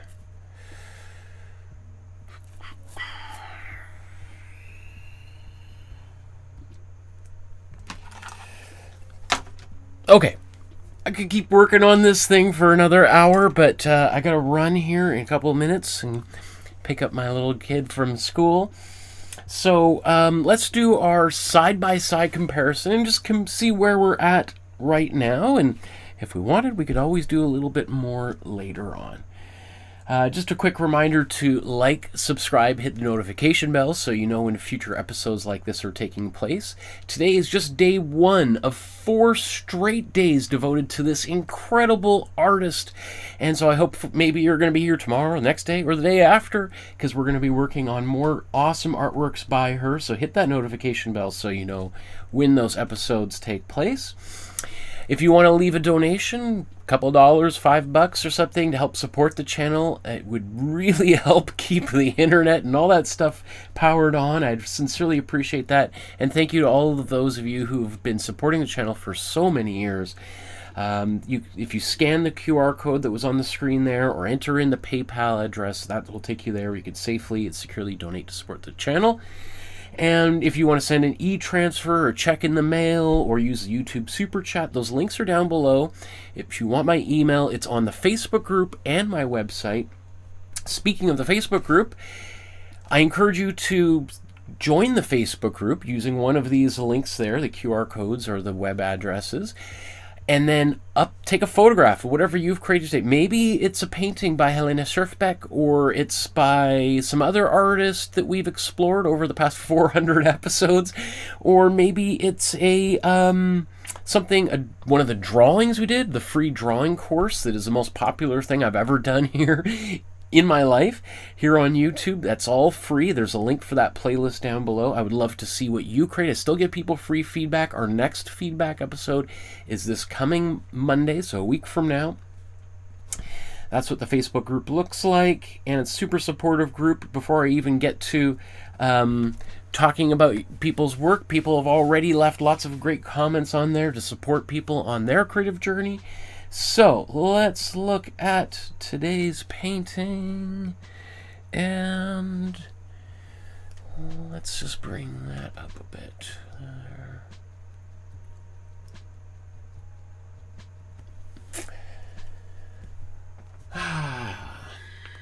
Okay. Well, I wish I had another hour, but I think sort of was painting about 3 hours there, all told. Not bad, not bad, considering she's one of the greatest artists of all time. I think doing anything to approximate her work is a success. I mean, there's some slight differences in color. Man, everything looks so different. My painting looks so different in person than it does on camera. I really got to sort this out. I think visually, my colors, I feel, are pretty close to the original. They look so much more blue than green. Even her outfit looks more blue than it does on camera. Okay, anyway, it's okay. And if yours is not perfect either, that's okay too. But, okay, so let's zoom in on part of the painting here. I'll start with the bottom corner.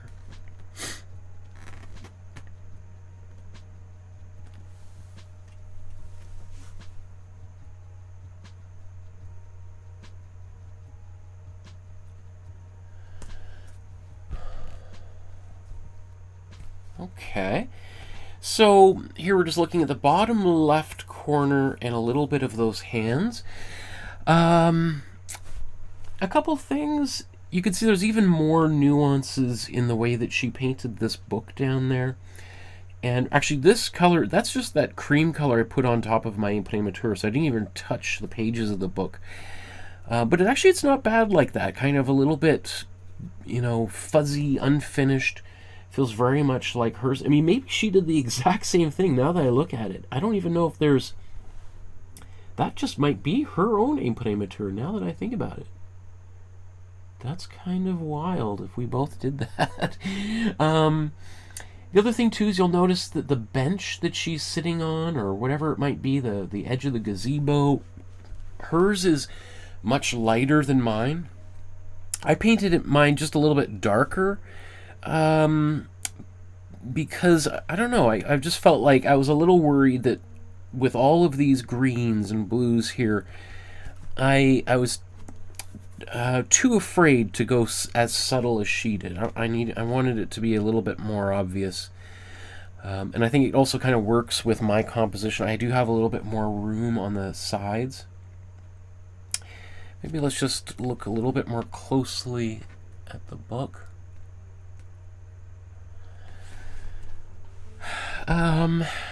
Yeah, my hands look a little bit more red. There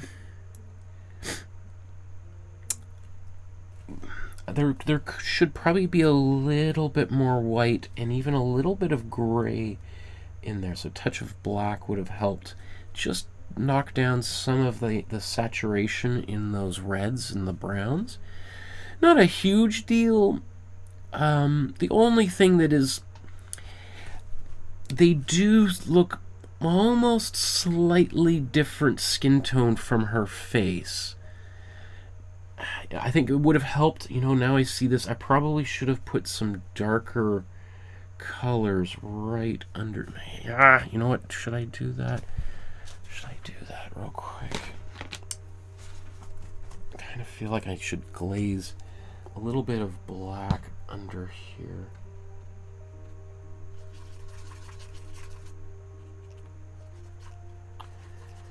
That might help a little bit.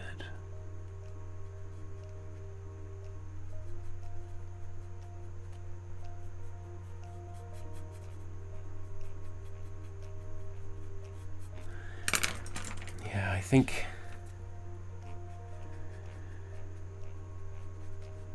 and this brush I'm blending with is very scratchy.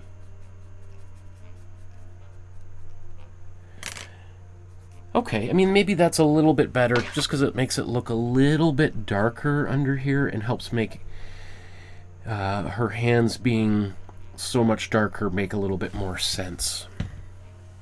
Okay, maybe let's look on the far right.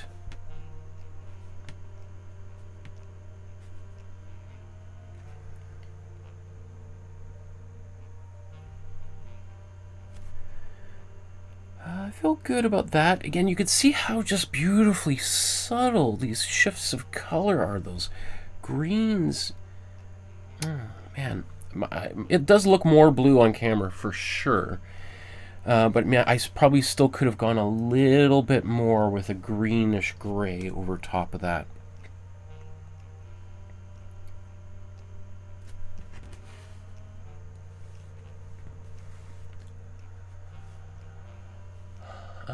The sky, that was pretty tricky. I mean, one of the nice things with oil paint is she could, you know, I'm sure what she did do is she painted this and then just used like a soft, what you call like a mop brush, to take a brush like this and just blend these things out to soften those brush strokes in the background, and give it a slightly more out of focus quality, so that some of those brush strokes aren't quite so dominant, but not too bad. I think it was Barbara who was talking about the shoulder, wanted to see the shoulder, so there's a little bit of the shoulder. I could still put another layer or two of white there to continue to brighten that up. But it is what it is there. Let's go all the way across and look at the top right.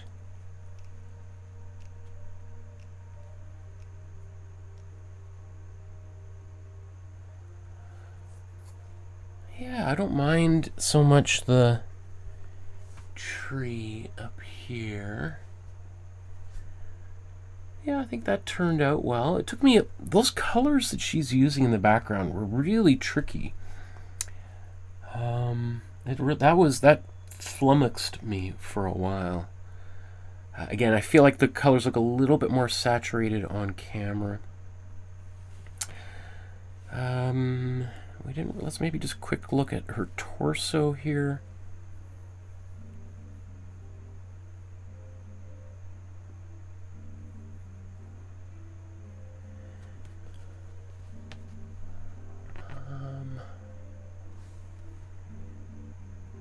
Yeah, it's okay. I mean, I probably could have even put a bit more brown in here now that I look at it.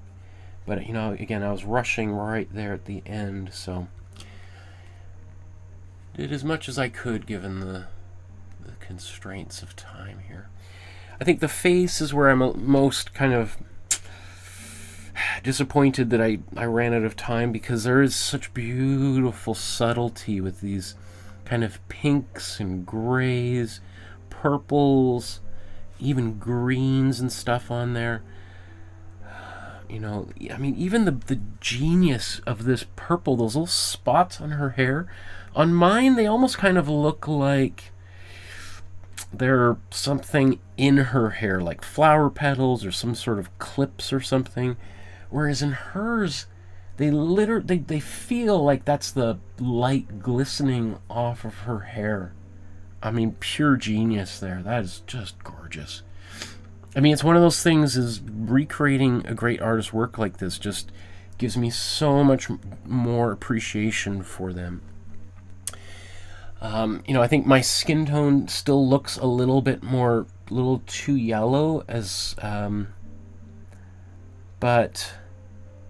so if I had more time, I would have maybe put another glaze a little bit more, a very light brown over here, whitish brown. Yeah, it is what it is. You do what you can given the time. Probably even would have put a bit more red in that ear. Should I do a tiny bit of that?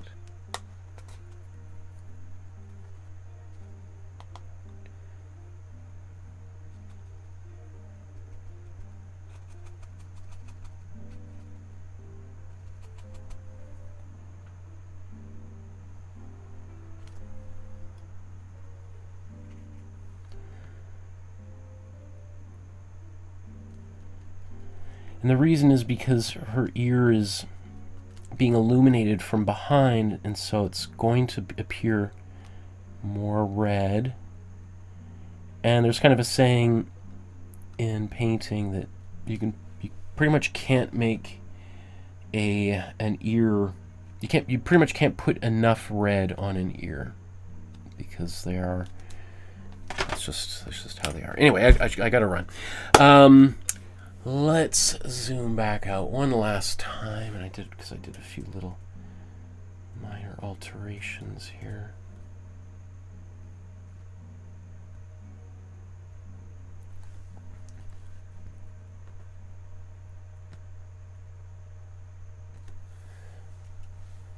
Okay. Well, good enough for government work, as my grandfather used to say. Well, it has been a slice, my friends. We'll see you guys same time, same place tomorrow as we continue looking at Helene Schjerfbeck, one of the greatest painters of all time, and Finland's greatest modern artist. We're going to start looking at more at the work she started doing starting 1912, which becomes more and more well, it starts becoming more and more abstract. Not necessarily tomorrow's piece, but that's where she is headed. So it's nice to see kind of where she kind of roughly began as we go on this journey with her over the next few days.